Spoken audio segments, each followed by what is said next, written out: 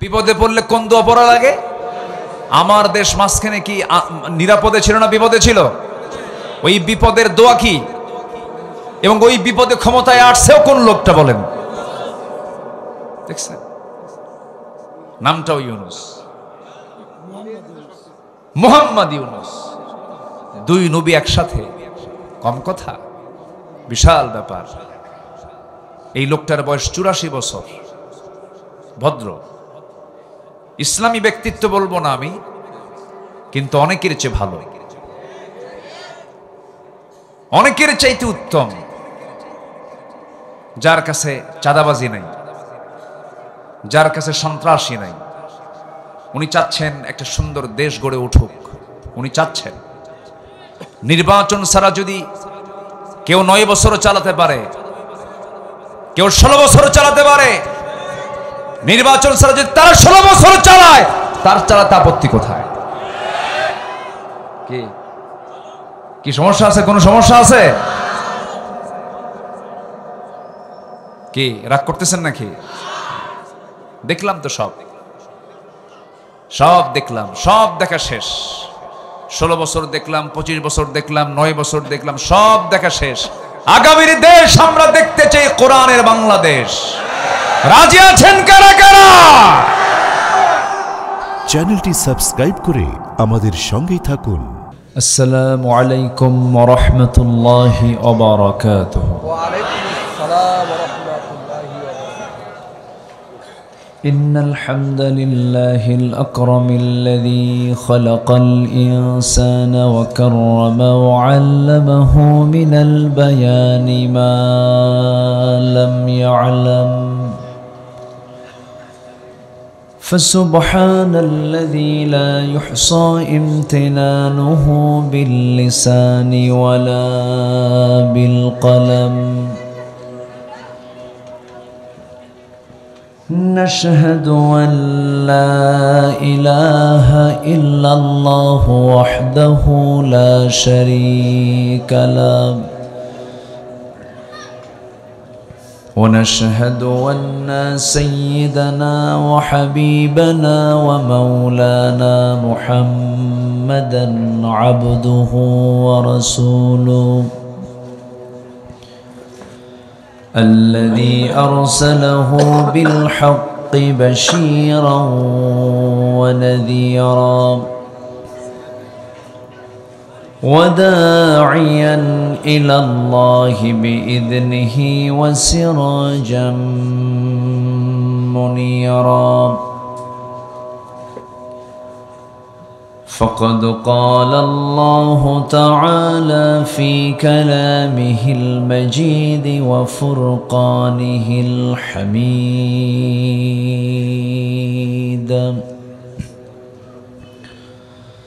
أعوذ بالله من الشيطان الرجيم. بسم الله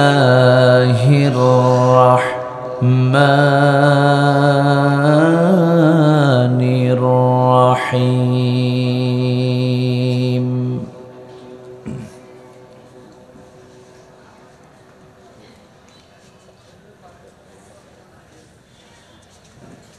إذا جاءك المنافقون قالوا نشهد إنك لرسول الله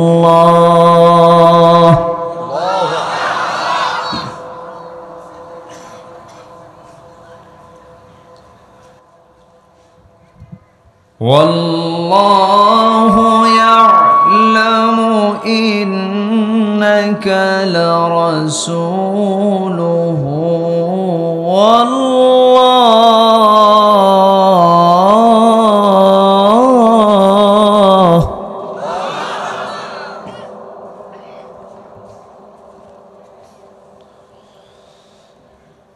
والله والله يشهد إن المنافقين لكاذبون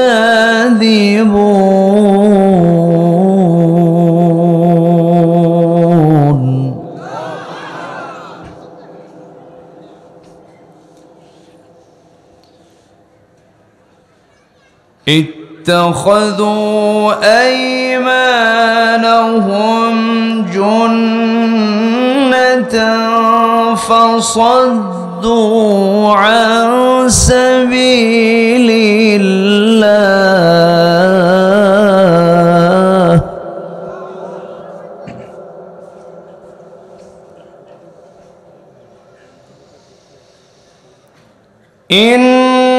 إنهم ساء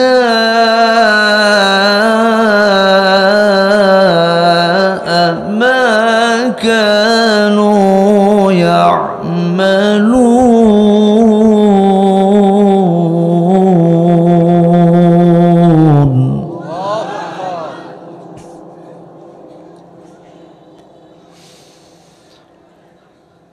الله أكبر بسم الله الرحمن الرحيم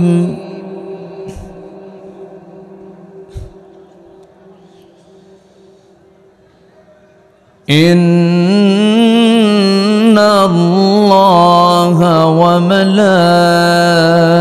وملائكته يصلون على النبي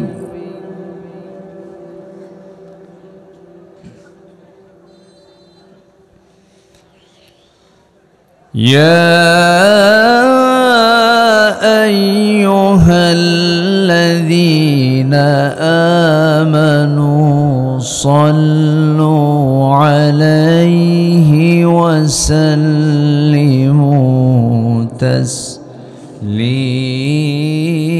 تسليما اللهم صل على سيدنا مولانا محمد وعلى آل سيدنا ورسولنا محمد তাইফের কথা ভেবে কাঁদে শুধু দুনয়ন এমন দরদি পেতে কাঁদে মন অনুক্ষণ কাঁদে মন অনুক্ষণ ওহুদে দাঁত হারাম আহমদ যখন লৌহ মাখা কিয়ামতে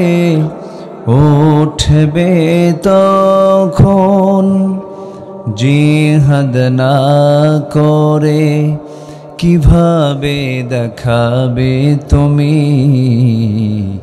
চাঁদ চেহারা রূপে ওয়াতুল আল্লাহুম্মা صل على سيدنا مولانا محمد وعلى علي سيدنا مولانا محمد সবাই বলুন বালাগাল উলা বিকামালিহি কাশাফাত তুজা বিজামালিহি حسنت جميع خصاله صلوا سراج الملة تمهي فخر دو عالم دلبار مولاه شريف الأنبياء نسخا كل أديان دغره بلغ العلا بكماله كشف التجى بجماله حسنت جميع خصاله صلوا عليه وآله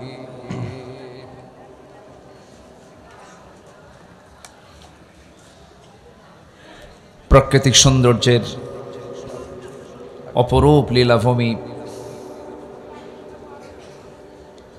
চলনবিল বেষ্টিত অঞ্চল, সিরাজগঞ্জের তাড়াশ উপজেলার চর কুশাবাড়ি নদীর পূর্ব পাড় জামে মসজিদ মাহফিল ইন্তেজামে কমিটি কর্তৃক আয়োজিত আজকের এই ইসলামী জলসার মুহতারাম সম্মানিত সুযোগ্য সভাপতি জনাব আবু সাইদ সাহেব, প্রধান অতিথি আব্দুল মান্নান তালুকদার সাহেব, আজকের প্রোগ্রামের বরেণ্য অতিথিবৃন্দ, বিশেষ করে আমার পূর্বে কথা বলেছেন বিবি দাখিল মাদ্রাসার সম্মানিত জয়েন্ট সুপার জনাব মাওলানা আবুল কালাম আজাদ, আজকের মাহফিলের বরেণ্য অতিথি হযরত উলামায়ে কেরাম, ফদলায়ে ইজম, সুশীল সমাজ, জাতির শ্রেষ্ঠ সন্তান শিক্ষক মণ্ডলী, জাতির বিবেক সাংবাদিক বৃন্দ, সামনে উপস্থিত দূরে কাছের বিভিন্ন স্থান থেকে ছুটে আসা কালেমার ঝান্ডাবাহী, তৌহিদের পতাকাবাহী, দ্বীন ইসলামের নরসারদুল বীর মুজাহিদ, প্রাণ প্রিয় সম্মানিত দ্বীনি ভাইরা, আড়ালে বসে আছেন শ্রদ্ধেয়া সম্মানিতা মা বোনেরা, আলোচনার সূচনায় আনুষ্ঠানিকতার মধ্য দিয়ে আমার পক্ষ থেকে আবারও দিল খোলা সালাম, আসসালামু আলাইকুম ওয়া রাহমাতুল্লাহি ওয়া বারাকাতুহু। সালামের জবাব একটু দুর্বল মনে হচ্ছে। আসসালামু আলাইকুম ওয়া রাহমাতুল্লাহ। সবাই কেমন আছেন? আমাকে প্রশ্ন করলেন, জি আল্লাহর মেহেরবানি, আল্লাহ তাআলা আমাকে তো আপনার সাথেই বসে রেখেছেন। বলি আলহামদুলিল্লাহ। আজকের সকালের চিত্র বলে দেয় আজকের এই মাহফিল হওয়াটা প্রায় অসম্ভব ছিল। কিছু সামিয়ানা লণ্ডভণ্ড হয়েছে, বৃষ্টির সাথে বাতাস হয়েছে। বৈশাখের এই শুরুতে আল্লাহ জানান দিলেন কিছু বৃষ্টি, হালকা কিছু ঝড় ঝাপটা। তবে শুষ্ক জমিন, ধুলাই মলিন জমিনের বৃষ্টির দরকার ছিল কি ছিল না বলেন তো? ছিল। তাহলে বৃষ্টিও হয়েছে রহমত, মাহফিলও হচ্ছে বরকত। বলি আলহামদুলিল্লাহ। জোরে বলি আলহামদুলিল্লাহ। চিৎকার মেরে বলুন আল্লাহুম্মা আইন্নি আলা যিকরিকা ওয়া শুকরিকা ওয়া হুসনি ইবাদাতিকা। সবাই বলি আল্লাহুম্মা লাকা আসলামতু ওয়া বিকা আমানতু ওয়া আলাইকা তাওয়াক্কালতু ওয়া ইলাইকা আনাবতু ওয়া বিকা খাসামতু। আমরা আল্লাহ তাআলার শুকর আদায় করে নিলাম। মহান রব্বে করিমের শুকরিয়া। আমরা একটি নতুন পরিবেশ এই বিশ্বের মানচিত্রে, সবুজ ভূখণ্ডে কোরআন শোনার জন্য একটি সুন্দর পরিবেশ ফিরে পেয়েছি। বলি আলহামদুলিল্লাহ। এই পরিবেশটা ছিল না, এটা ছিনতাই হয়ে গিয়েছিল 16 বছর। সেখান থেকে আমরা উদ্ধার করে নিয়েছি। আল্লাহ সাহায্য করেছেন, আলহামদুলিল্লাহ বলা যাবে না? মাহফিল কমিটির পেরেশানি কি কম ছিল? থানায় যেতে যেতে জুতার তলা ক্ষয় হয়ে যেত,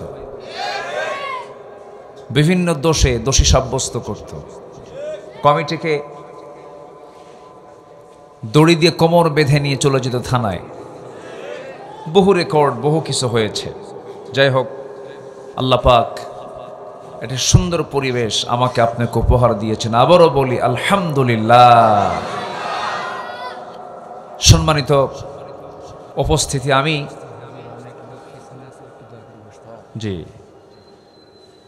আমি তাড়াশে আজ থেকে আরো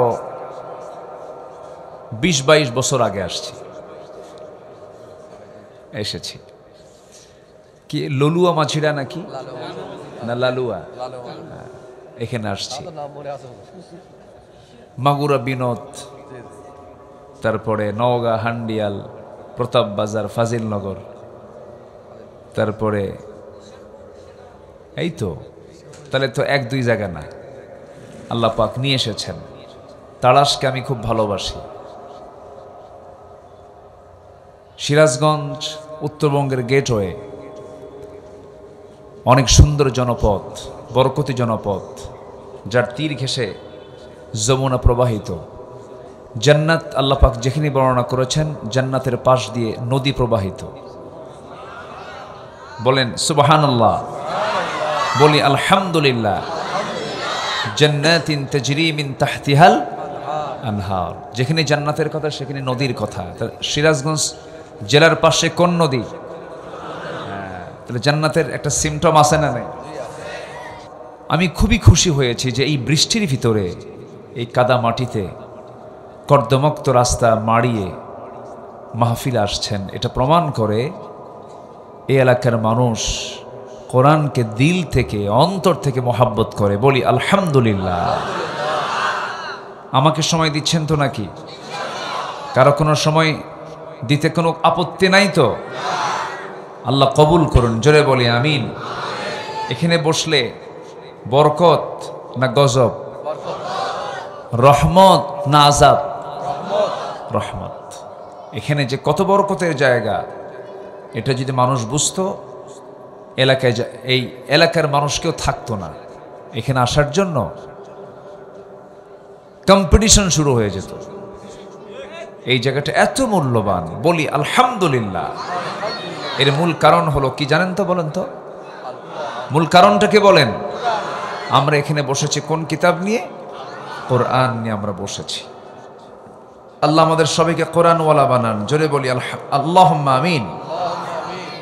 কোরআনওয়ালা হলে কোরআন আমাকে আপনাকে সুপারিশ করে জান্নাতে নিয়ে যাবে। এটা বিশাল ব্যাপার। মহান রব্বুল আলামিনের শুকরিয়া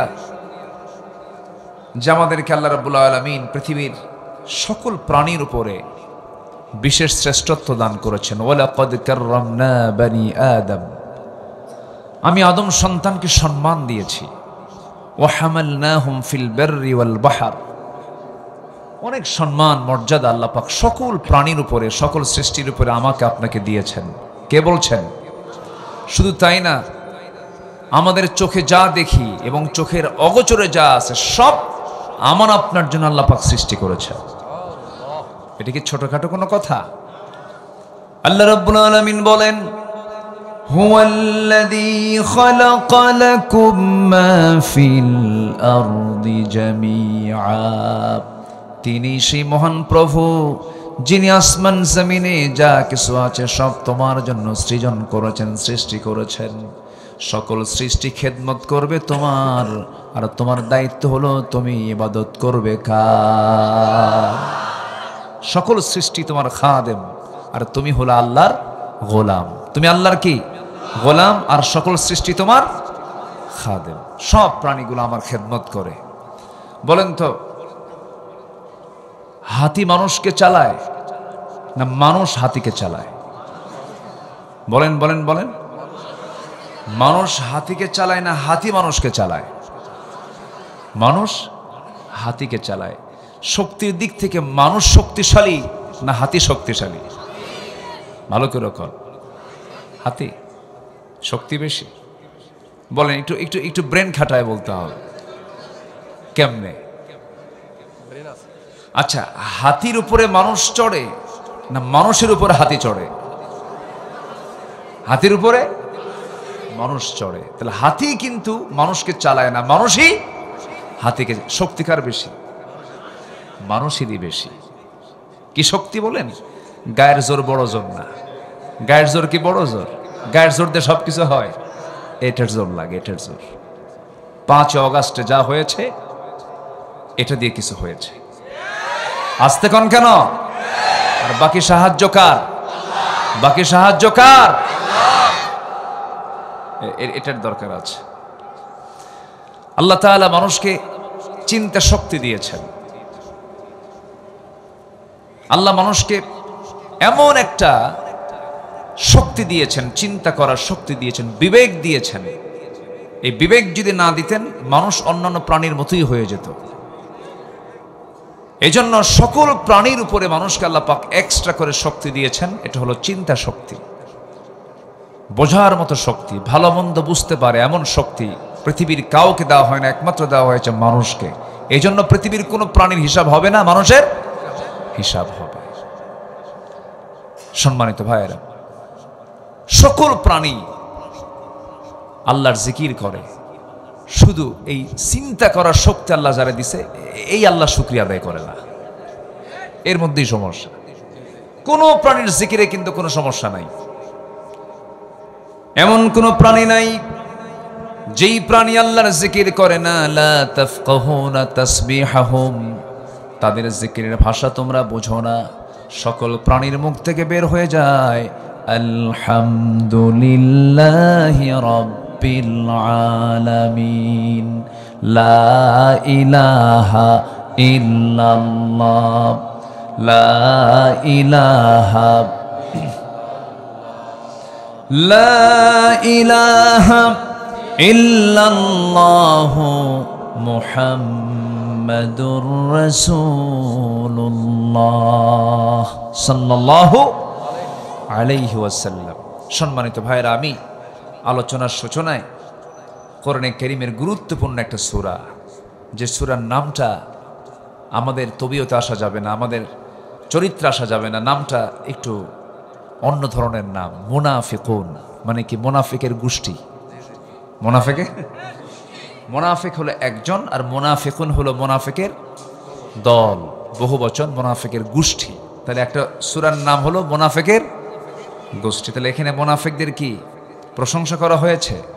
তাদের সুসংবাদ দেওয়া হয়েছে? না। তো মুনাফিকুনটা আল্লাহ পাক কেন দিলেন জানেন? মুনাফিক যেন আমরা না হই। মুনাফিক হলে পরে বেকায়দা। কায়দা না বেকায়দা? শুধু বেকায়দা না, বড় বেকায়দা।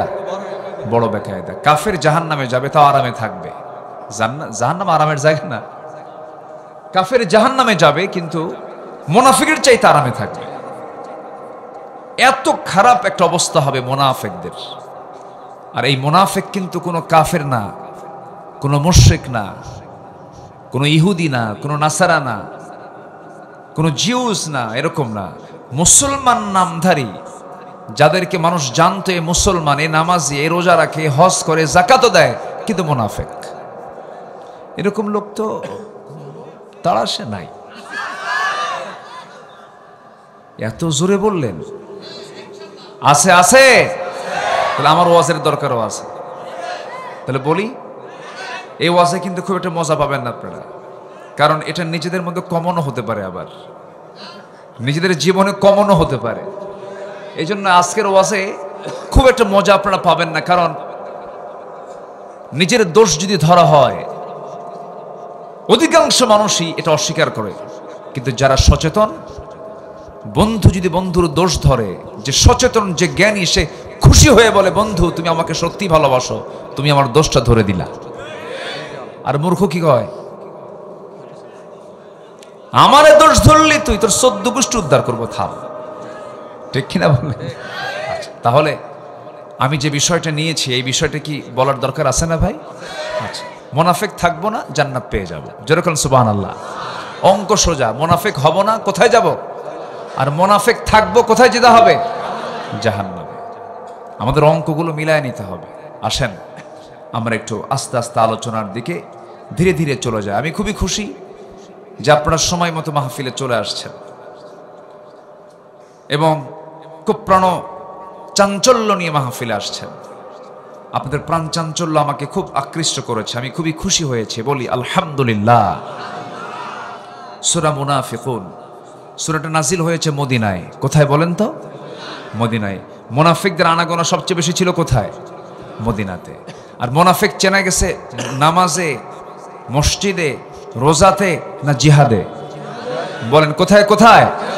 জিহাদে। মাঠে কিন্তু ভালো মানে আসল মানুষ চেনা যায় বাড়িতে না মাঠে? মাঠে।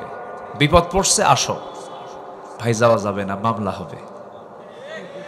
আসতে কোন কেন ভাই? যাওয়া যাবে না, চাকরি গভর্নমেন্ট করি, চলে যাবে। ভাই যাওয়া যাবে না, ও আমারে দেখে ফেলবে। যাওয়া যাবে না, ঠ্যাং একটা কাটবে। এরকম লোক তো মনে হয় নাই। কিন্তু ৩৬শে জুলাইয়ের যারা আন্দোলন করেছিল, ওরা কি এগুলো ভেবেছিল? আসতে বলবেন না, ভেবেছিল? কেউ কিছু ভাবে নাই। ভাবনা তাদের দিল থেকে উঠায়া দিয়েছেন তিনি আমার কে। কারণ ফেরাউন তো উৎখাত করতে হবে। ফেরাউন বেঁচে ছিল ১৬০০ বছর, আসল ফেরাউন যেটা মিশরের, ও ছিল ১৬০০ বছর পৃথিবীতে বেঁচে। আর আমার দেশে যারা ছিল তারা ছিল হলো ১৬ বছর। সংখ্যার যে মিল হলো কেমনে বুঝলাম?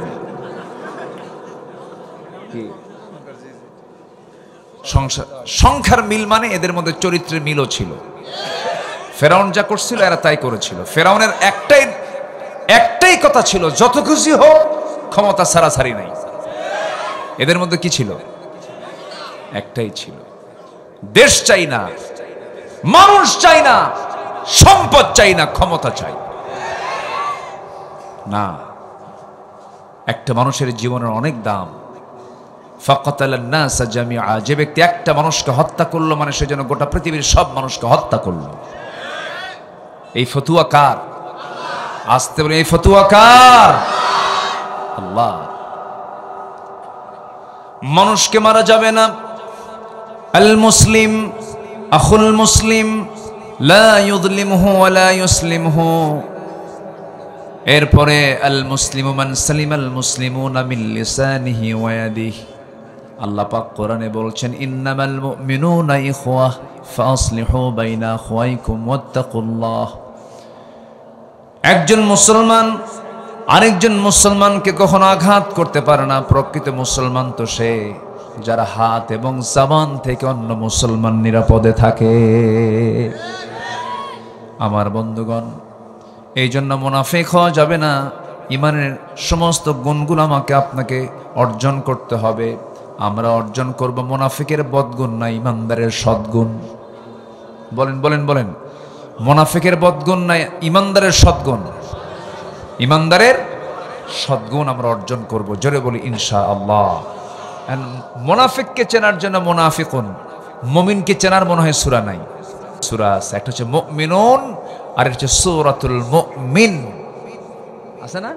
আচ্ছা, তাহলে মুমিনকে চেনার জন্য সূরা আছে দুইটা, মুনাফিকুর চেনার জন্য সূরা আছে একটা, আবার কাফেরকে চেনার জন্য মানে কোনো সূরা টুরা নাই, আছে না নাই? যারা পারেন ঠোঁট মিলিয়ে বলুন, কাফের চেনার জন্য ৩ লাইন দিয়েছেন।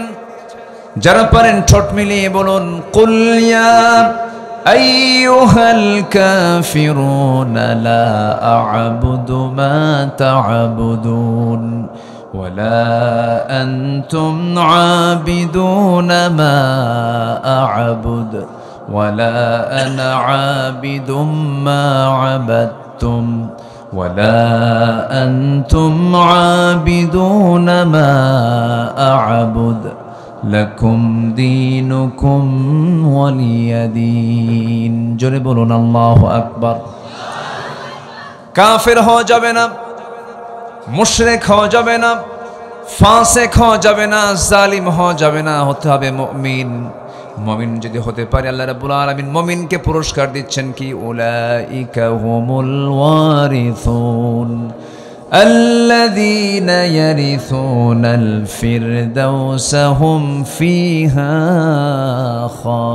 খালিদুন। মুমিন যারা হবে আমি তাদেরকে জান্নাতুল ফেরদাউসের ওয়ারিস বানায় নেব। সেই জান্নাতের মধ্যে তারা ভাড়াটিয়ার মতো থাকবে না, ক্ষণিক সময়ের জন্য থাকবে না, যুগ যুগ ধরে নয়, আজীবন চিরস্থায়ী জান্নাতে আমি আল্লাহ রাব্বুল আলামিন তাদেরকে ঢুকায় দেব। জোরে বলি সুবহানাল্লাহ। আল্লাহ বলছেন জান্নাত যদি পেতে চাও দুইটা কাজ করে আমার কাছে আসো, সেটা হলো ফামান কানা ইয়ারজু লিকা রাব্বিহি ফালইআমাল আমালান সালিহা ওয়ালা ইউশরিক বিইবাদাতি রাব্বিহি আহাদা। জোরে বলুন আল্লাহু আকবার। আমার সঙ্গে যদি সাক্ষাৎ করতে চাও নেক আমলগুলো করে আসো। সুদের কাছে যেও না, ঘুষের কাছে যেও না, নেশার কাছে যেও না, মাদকের কাছে যেও না, জেনার কাছে যেও না, গীবতের কাছে যেও না, মিথ্যা সাক্ষীর দিকে যেও না, জাদুমন্ত্রের দিকে যেও না, বান্দার হক নষ্ট করো না, হক লঙ্ঘিত কোনো গুনার দিকে যেও না, হাক্কুল ইবাদকে নষ্ট করো না, নেক আমল করো, শিরিক মুক্ত জীবন গড়ে আমার সামনে আসো, আমি তোমাকে সুন্দর জান্নাত আমি আল্লাহ রাব্বুল আলামিন বুঝায় দেব। জোরে বলি সুবহানাল্লাহ। সবাই কি জান্নাত পেতে রাজি আছেন ইনশাআল্লাহ? নামাজ না পড়া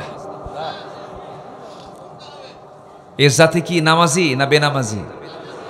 কই এ জাতি নামাজি? হ্যাঁ, কই নামাজি? পার্সেন্ট ধরেন, পার্সেন্ট অনুযায়ী তো রেজাল্ট হবে। 100-তে 5 জন নামাজ পড়ে। বলেন এ জাতি কি নামাজি না বেনামাজি? হ্যাঁ, জুমার নামাজে কই যায়? জুমার নামাজও 15%,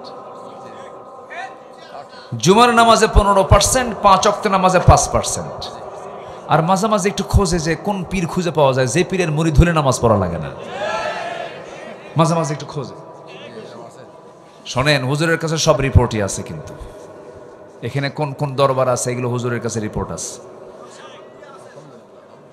আমি কোনো পীর বিরোধী লোক না, আমি পীরকে মহাব্বত করি, কিন্তু সালা পীর, তেনা পীর, আউলা পীর, ন্যাংটা পীর এগুলো পীর না, এগুলো বদমাইশি। পর্দা নাই, নারী পুরুষ অবাধ মেলামেশা, মনের পর্দা বড় পর্দা, বাইরের পর্দা উঠাও রে। ভয় খাইছেন নাকি? আছে এরকম আওয়াজ আছে?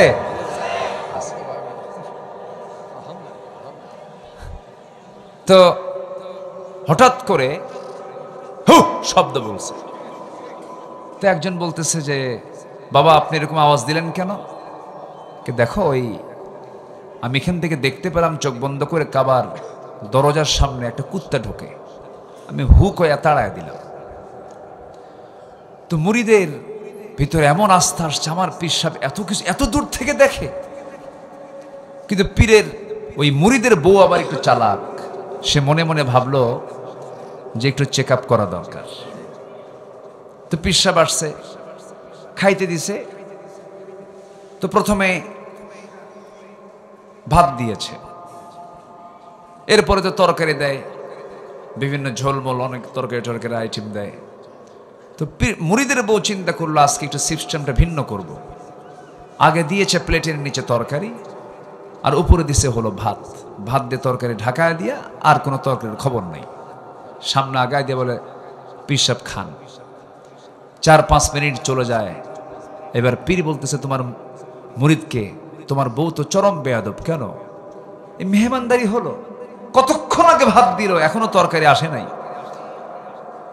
মুরিদের বউ বলে পীর কেবল আপনি নাকি 6000 মাইল দূরের কুকুর এখান থেকে হে কয়ে তাড়ায় দেন, আর ভাতের তলে তরকারি আছে এই খবর আপনার জানেন না? গায়েবের মালিক পৃথিবীর কেউ জানে না। গায়েবের মালিক কে? গায়েবের খবর কার কাছে আছে? এগুলো সব ভণ্ডামি, এগুলো বিশ্বাস করবেন না। গায়েব কে জানেন? আল্লাহ জানেন। যদি কেউ এরকম কিছু মনে করেন যে উনি গায়েব জানেন, তার ঈমান আছে না গেছে? চলে গেছে। আমার বন্ধুগণ, এই জন্য যত প্রশ্ন আছে সকল প্রশ্ন আমরা কোরআনকে করব, কোরআন সকল প্রশ্নের জবাব দিয়ে দেবে। কোরআনকে প্রশ্ন করুন, কোরআন বলো তো গোটা সমগ্র জগৎ কে সৃষ্টি করেছেন? আল্লাহ সুন্দর করে কোরআনে তার জবাব দিচ্ছেন, আল্লাহু খালিকু কুল্লু শাইইন ওয়া হুয়া আলা কুল্লি শাইইন ওয়াকিল। জোরে বলুন আল্লাহু আকবার। ও কোরআন, তুমি বলে দাও মানুষকে কেন সৃষ্টি করা হয়েছে? কোরআন জবাব দিচ্ছে, আমার সঙ্গে ঠোঁট মিলিয়ে সবাই কমন আয়াতটা বলুন, জোরে বলুন, ওয়ামা খালাকাতুল জিন্না ওয়াল ইনসা ইল্লা লিয়াবুদুন। কোরআনকে প্রশ্ন করুন, কোরআন এই জীবন এবং মৃত্যু কেন দিয়েছো? কোরআন সুন্দর করে জবাব দিচ্ছে, আল্লাযী খালাকাল মাউতা ওয়াল হায়াতা লিয়াবলুয়াকুম আইয়ুকুম আহসানু আমালান ওয়া হুয়াল আজিজুল গফুর। কোরআনকে প্রশ্ন করুন, ও কোরআন তোমার উপদেশগুলো কারা গ্রহণ করবে? কোরআন বলছে, সায়াযাক্কারু মান ইয়াখশা ويتجنبها الأشقى الذي يصلى النار الكبرى। জোরে বলুন আল্লাহু আকবার। আমি কোরআন আমার উপদেশ তারাই গ্রহণ করবে যারা আল্লাহকে ভয় করে। আল্লাহকে যারা ভয় করবে না তারা কখনো কোরআন থেকে উপদেশ নেবে না। এজন্য ভয় থাকতে হবে কার? আসতে বলবেন না, কার? আল্লাহ আছেন না নাই? আল্লাহ কোথায় আছেন বলেন? বলেন আরশ আজিম। বলেন কোথায়? বলেন আরশ আজিমে তিনি সমাসীন আছেন। তার ইলমটা সব জায়গায় আছে, কিন্তু তার নির্দিষ্ট আসন হলো আর রহমানু আলাল আরশি ইস্তাওয়া। এবং আল্লাহ রাব্বুল আলামিন আরেক জায়গায় বলছেন, ওয়াসিআ কুরসিয়ুহুস সামাওয়াতি ওয়াল আরদ। জোরে বলুন আল্লাহু আকবার। আমার বন্ধুগণ, তোমাকে ভয় যদি করা হয় কি প্রতিদান পাওয়া যাবে?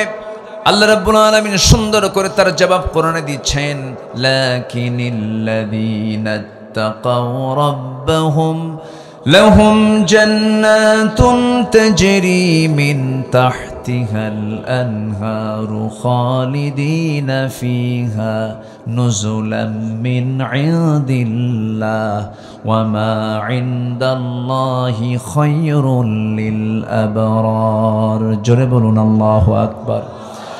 আমি যে আয়াতগুলো বলতেছি বিরক্ত হচ্ছেন নাকি? আয়াত যত বেশি বরকত তত। আয়াত শূন্য আলোচনা আছে না নাই বলেন তো? একটা আয়াতও বলেন আছে নাকি? না আছে, কিন্তু আয়াত শূন্য আলোচনার কোনো বরকত নাই। আমরা শুনলেও সব পাবো। জোরে বলি সুবহানাল্লাহ, জোরে বলি সুবহানাল্লাহ। আমার বন্ধুগণ, কোরআন অনেক সব প্রশ্নের জবাব দিয়ে দেয়। এর মধ্যে কয়েকটা প্রশ্নের জবাব আমরা কোরআন থেকে পেয়ে গেলাম।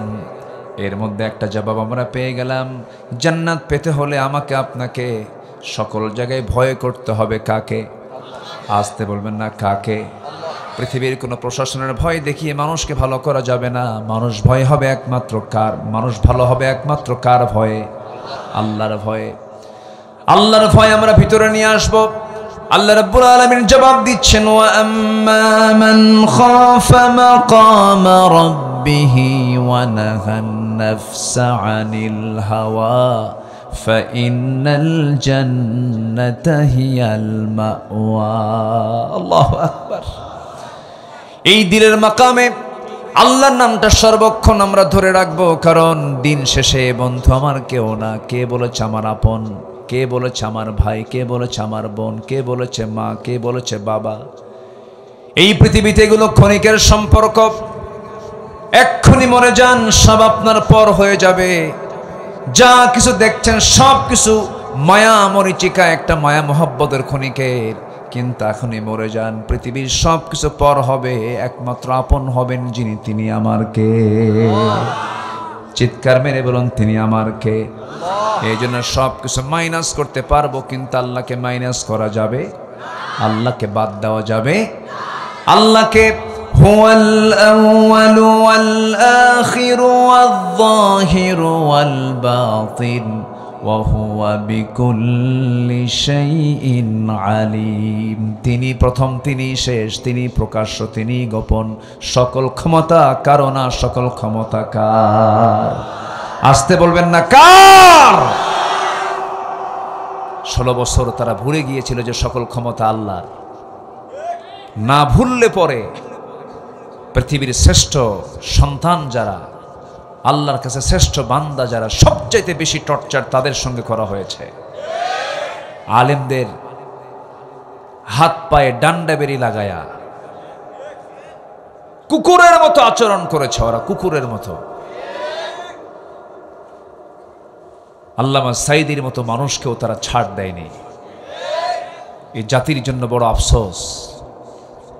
আল্লামা সাইদি যে অবদান রেখে গেছেন এই আমার দেশের জন্য, বাংলার জমিনে তিনি ছিলেন একটা নিয়ামত। সেই লোকটাকে পরিকল্পিতভাবে ফাঁসির মঞ্চে তাকে ঝুলিয়ে মারার সাহস না পেয়ে ইন্ডিয়ান প্রেসক্রিপশনে, দিল্লির প্রেসক্রিপশনে তাকে হসপিটাল থেকে, কি বলে, কারাগার থেকে বের করে হসপিটালে নিয়ে পয়জনিং করে, বিষ প্রয়োগ করে তাকে হত্যা করা হয়েছে। এটা তার স্বাভাবিক মৃত্যু নয়, স্বাভাবিক মৃত্যু নয়, পরিকল্পিত হত্যাকাণ্ড। তাফসীর মাহফিলের এই প্ল্যাটফর্ম থেকে সুস্পষ্ট ভাষায় জানান দিতে চাই, সকল খুনের বিচারের সাথে সাথে সবার আগে আল্লামা সাইদির খুনের সঙ্গে যারাই জড়িত তাদের চূড়ান্ত শাস্তি নিশ্চিত করা হোক। এই মতের পক্ষে রাজি আছেন কারা কারা?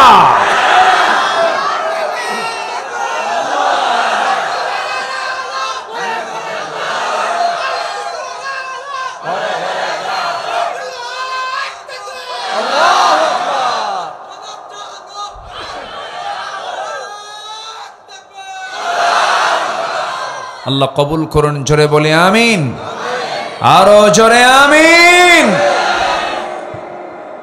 এই জুলুমের জবাব দিয়েছেন কে? কে দিয়েছেন জুলুমের জবাব? ফেরাউনকে পানিতে চুবাইয়া, নমরুদকে ন্যাংরা মশা, অটিস্টিক মশা দিয়া, আবু জেহেলকে নাবালক সন্তানের দ্বারা আক্রান্ত করে যুগে যুগে জালিম কাফের মুশরিকদেরকে মাটির সঙ্গে মিশিয়ে দিয়েছেন যে আল্লাহ, সে আল্লাহ তাদের পতন ঘটিয়ে দিয়েছেন। রাগ করতেছেন নাকি? রাগ করলেও কোনো যায় আসে না। এত কিছু করছেন, কব না? আমি মাহফিল শেষ করেছি নাটোরে, গত 6 বছর আগের কথা বলছি, 2018 সালে, 7 বছর আগে।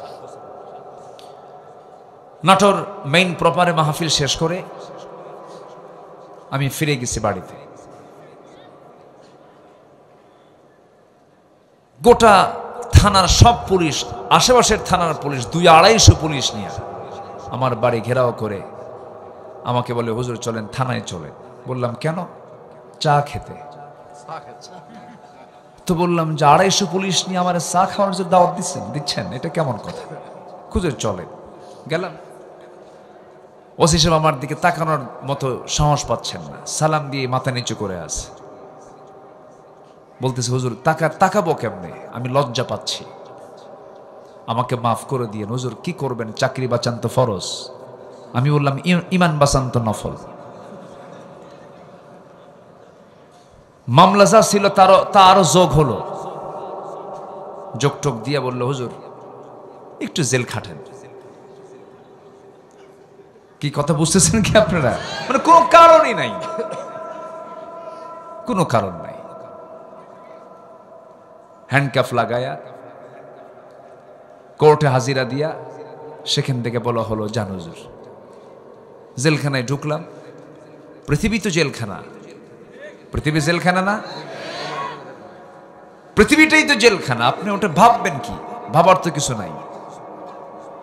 ভাবনা তাদেরই হয় যাদের কাছে পৃথিবী শুরু, পৃথিবী শেষ। যাদের কাছে পৃথিবী তুচ্ছ, তাদের কাছে জেলখানাও যা, জেলখানার বাইরেও তা।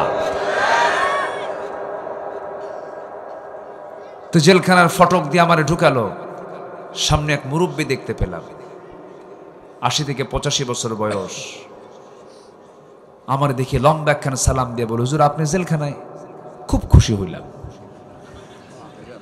তো বললাম, জেলখানায় ঢুকলে কি খুশি হয়? কি বাবাজি, কত মাহফিল আপনার শুনেছি, সামনে বসছি, অনেক চেষ্টা করছি আপনার সঙ্গে একটু মুসাফা করব, একটু কথা বলবো, একটু আলিঙ্গন করব, মুআনাকা করব, একটা দিনও চান্স পাই নাই, খুব চেষ্টা করেও পারি নাই। কি সুন্দর সামনে এসে ধরা দিলেন, দোয়া করি আপনি জেলখানায় থাকেন। তো বললাম, চাচা আপনি এই বুড়া বয়সে জেলখানায় কেন, কোন অকাম করে আসছেন?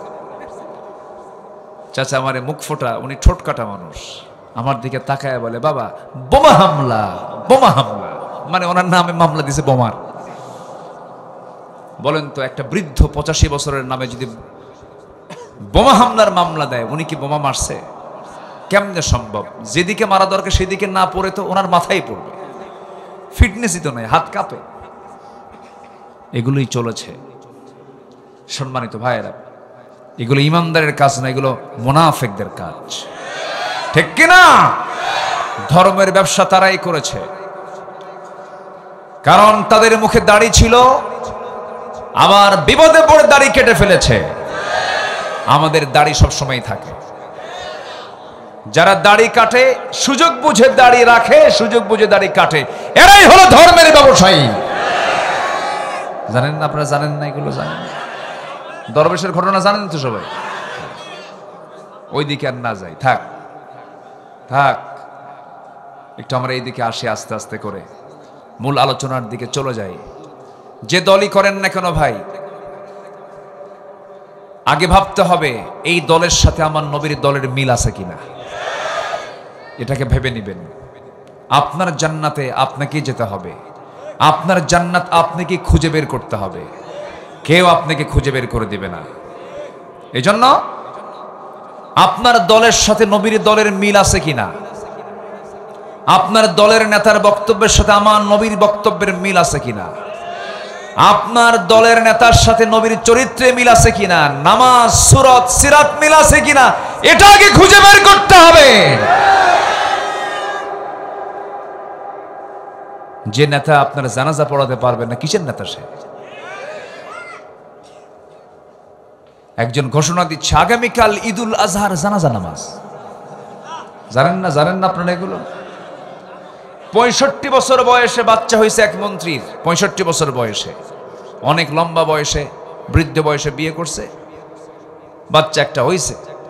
বাচ্চা কুলো নিয়ে বলে, লা ইলাহা ইল্লা আনতা সুবহানাকা ইন্নী কুনতু মিনাজ জালিমিন। এটা কোন দোয়া? কোন এই দোয়ার নাম কি? বলেন বলেন বলেন। বিপদে পড়লে কোন দোয়া পড়া লাগে? আমার দেশ মাঝখানে কি নিরাপদে ছিল না বিপদে ছিল? ওই বিপদের দোয়া কি? এবং ওই বিপদে ক্ষমতায় আসছেও কোন লোকটা বলেন? দেখছেন? নামটাও ইউনুস, মুহাম্মদ ইউনুস, দুই নবী একসাথে, কম কথা, বিশাল ব্যাপার। এই লোকটার বয়স 84 বছর, ভদ্র ইসলামী ব্যক্তিত্ব বলবো না আমি, কিন্তু অনেকের চেয়ে ভালো, অনেকের চাইতে উত্তম, যার কাছে চাঁদাবাজি নাই, যার কাছে সন্ত্রাসী নাই। উনি চাচ্ছেন একটা সুন্দর দেশ গড়ে উঠুক। উনি চাচ্ছেন নির্বাচন ছাড়া যদি কেউ 9 বছরও চালাতে পারে, কেউ 16 বছর চালাতে পারে, নির্বাচন ছাড়া যদি তারা 16 বছর চালায়, তার চালাতে আপত্তি কোথায়? কি কি সমস্যা আছে? কোন সমস্যা আছে কি? রাগ করতেছেন নাকি? দেখলাম তো সব দেখলাম, সব দেখা শেষ। 16 বছর দেখলাম, 25 বছর দেখলাম, 9 বছর দেখলাম, সব দেখা শেষ। আগামীর দেশ আমরা দেখতে চাই কোরআনের বাংলাদেশ। রাজি আছেন কারা কারা?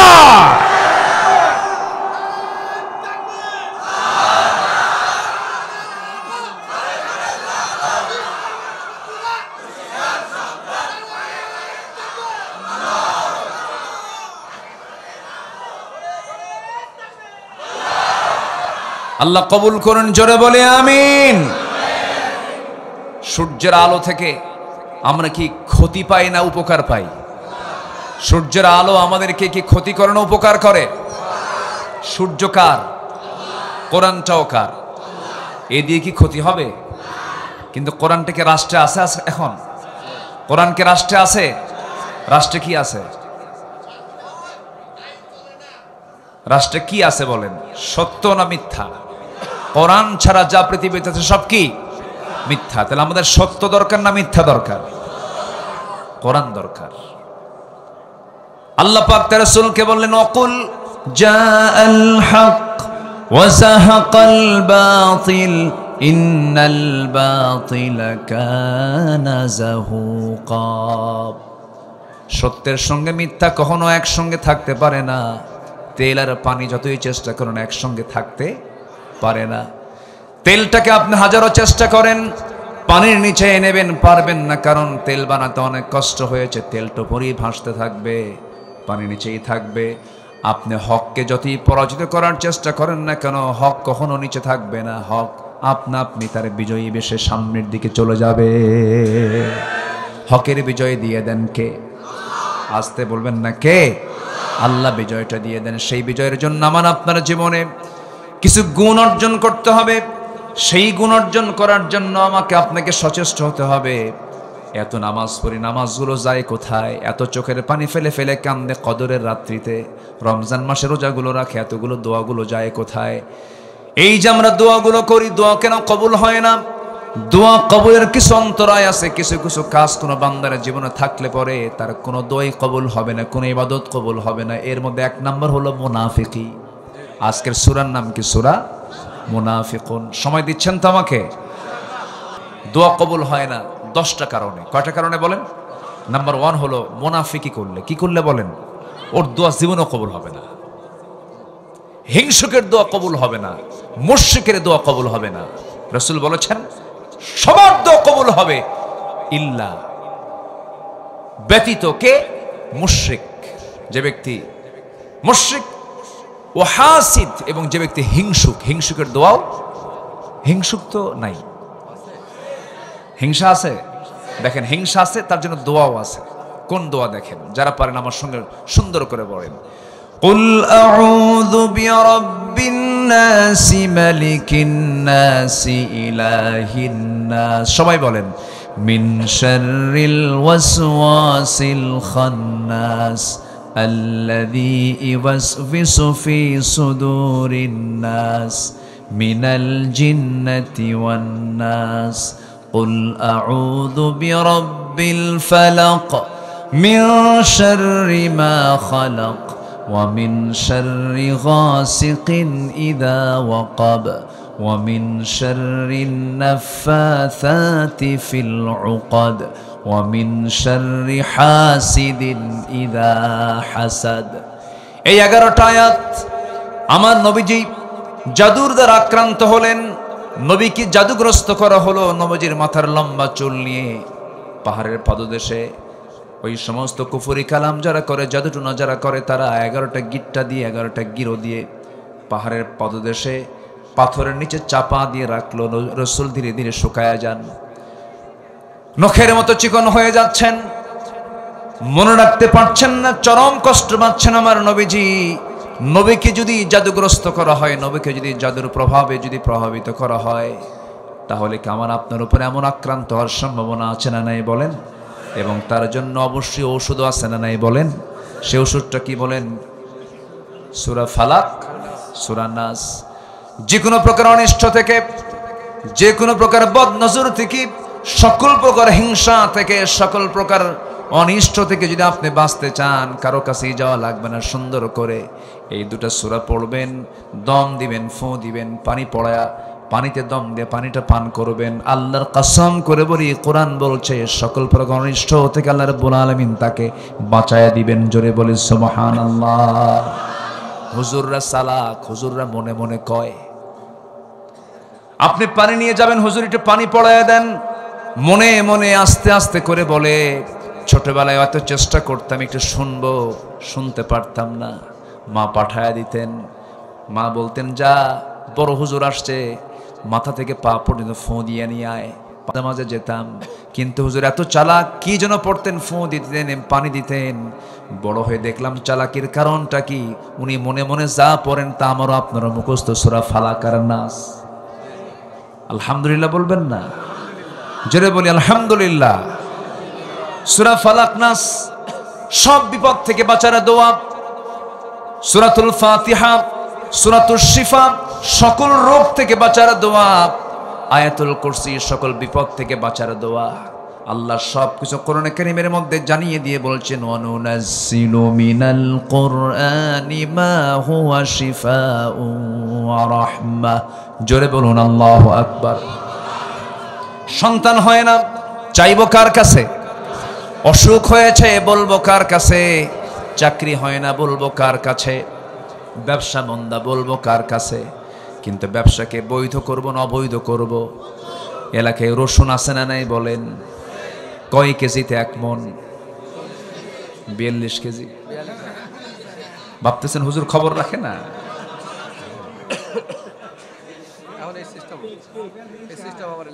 দেখছেন, আমি কিন্তু সব আগে জেনে শুনে তারপর মঞ্চে উঠছি। কিন্তু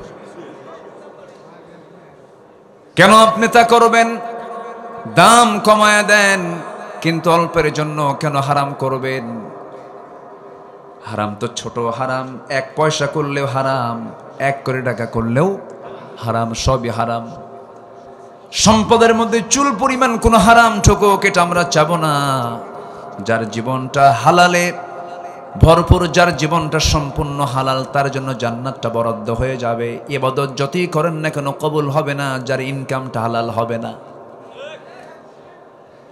সাইয়েদনা আবু বকর রাদিয়াল্লাহু তাআলা আনহু একদিন ক্ষুধার্ত দেহ নিয়া বাড়িতে এসে বউটাকে বলছেন, বউ আমার প্রচন্ড ক্ষুধা লাগছে, কিছু খাবার দাও তো। খাবার তিনি খেয়ে নিলেন, কিন্তু তিনি উৎস জিজ্ঞাসা করলেন না খাবারটা কোন জায়গা থেকে আসছে। হঠাৎ করে খাওয়ার পরে বলছেন, আমার স্ত্রী, এই খাবারটা আমি জিজ্ঞাসা করলাম না কে দিয়েছে তোমাকে, অমুক ব্যক্তি অমুক বাড়ি থেকে আনছে, এই খাবারটা উপহার স্বরূপ, হাদিয়া স্বরূপ।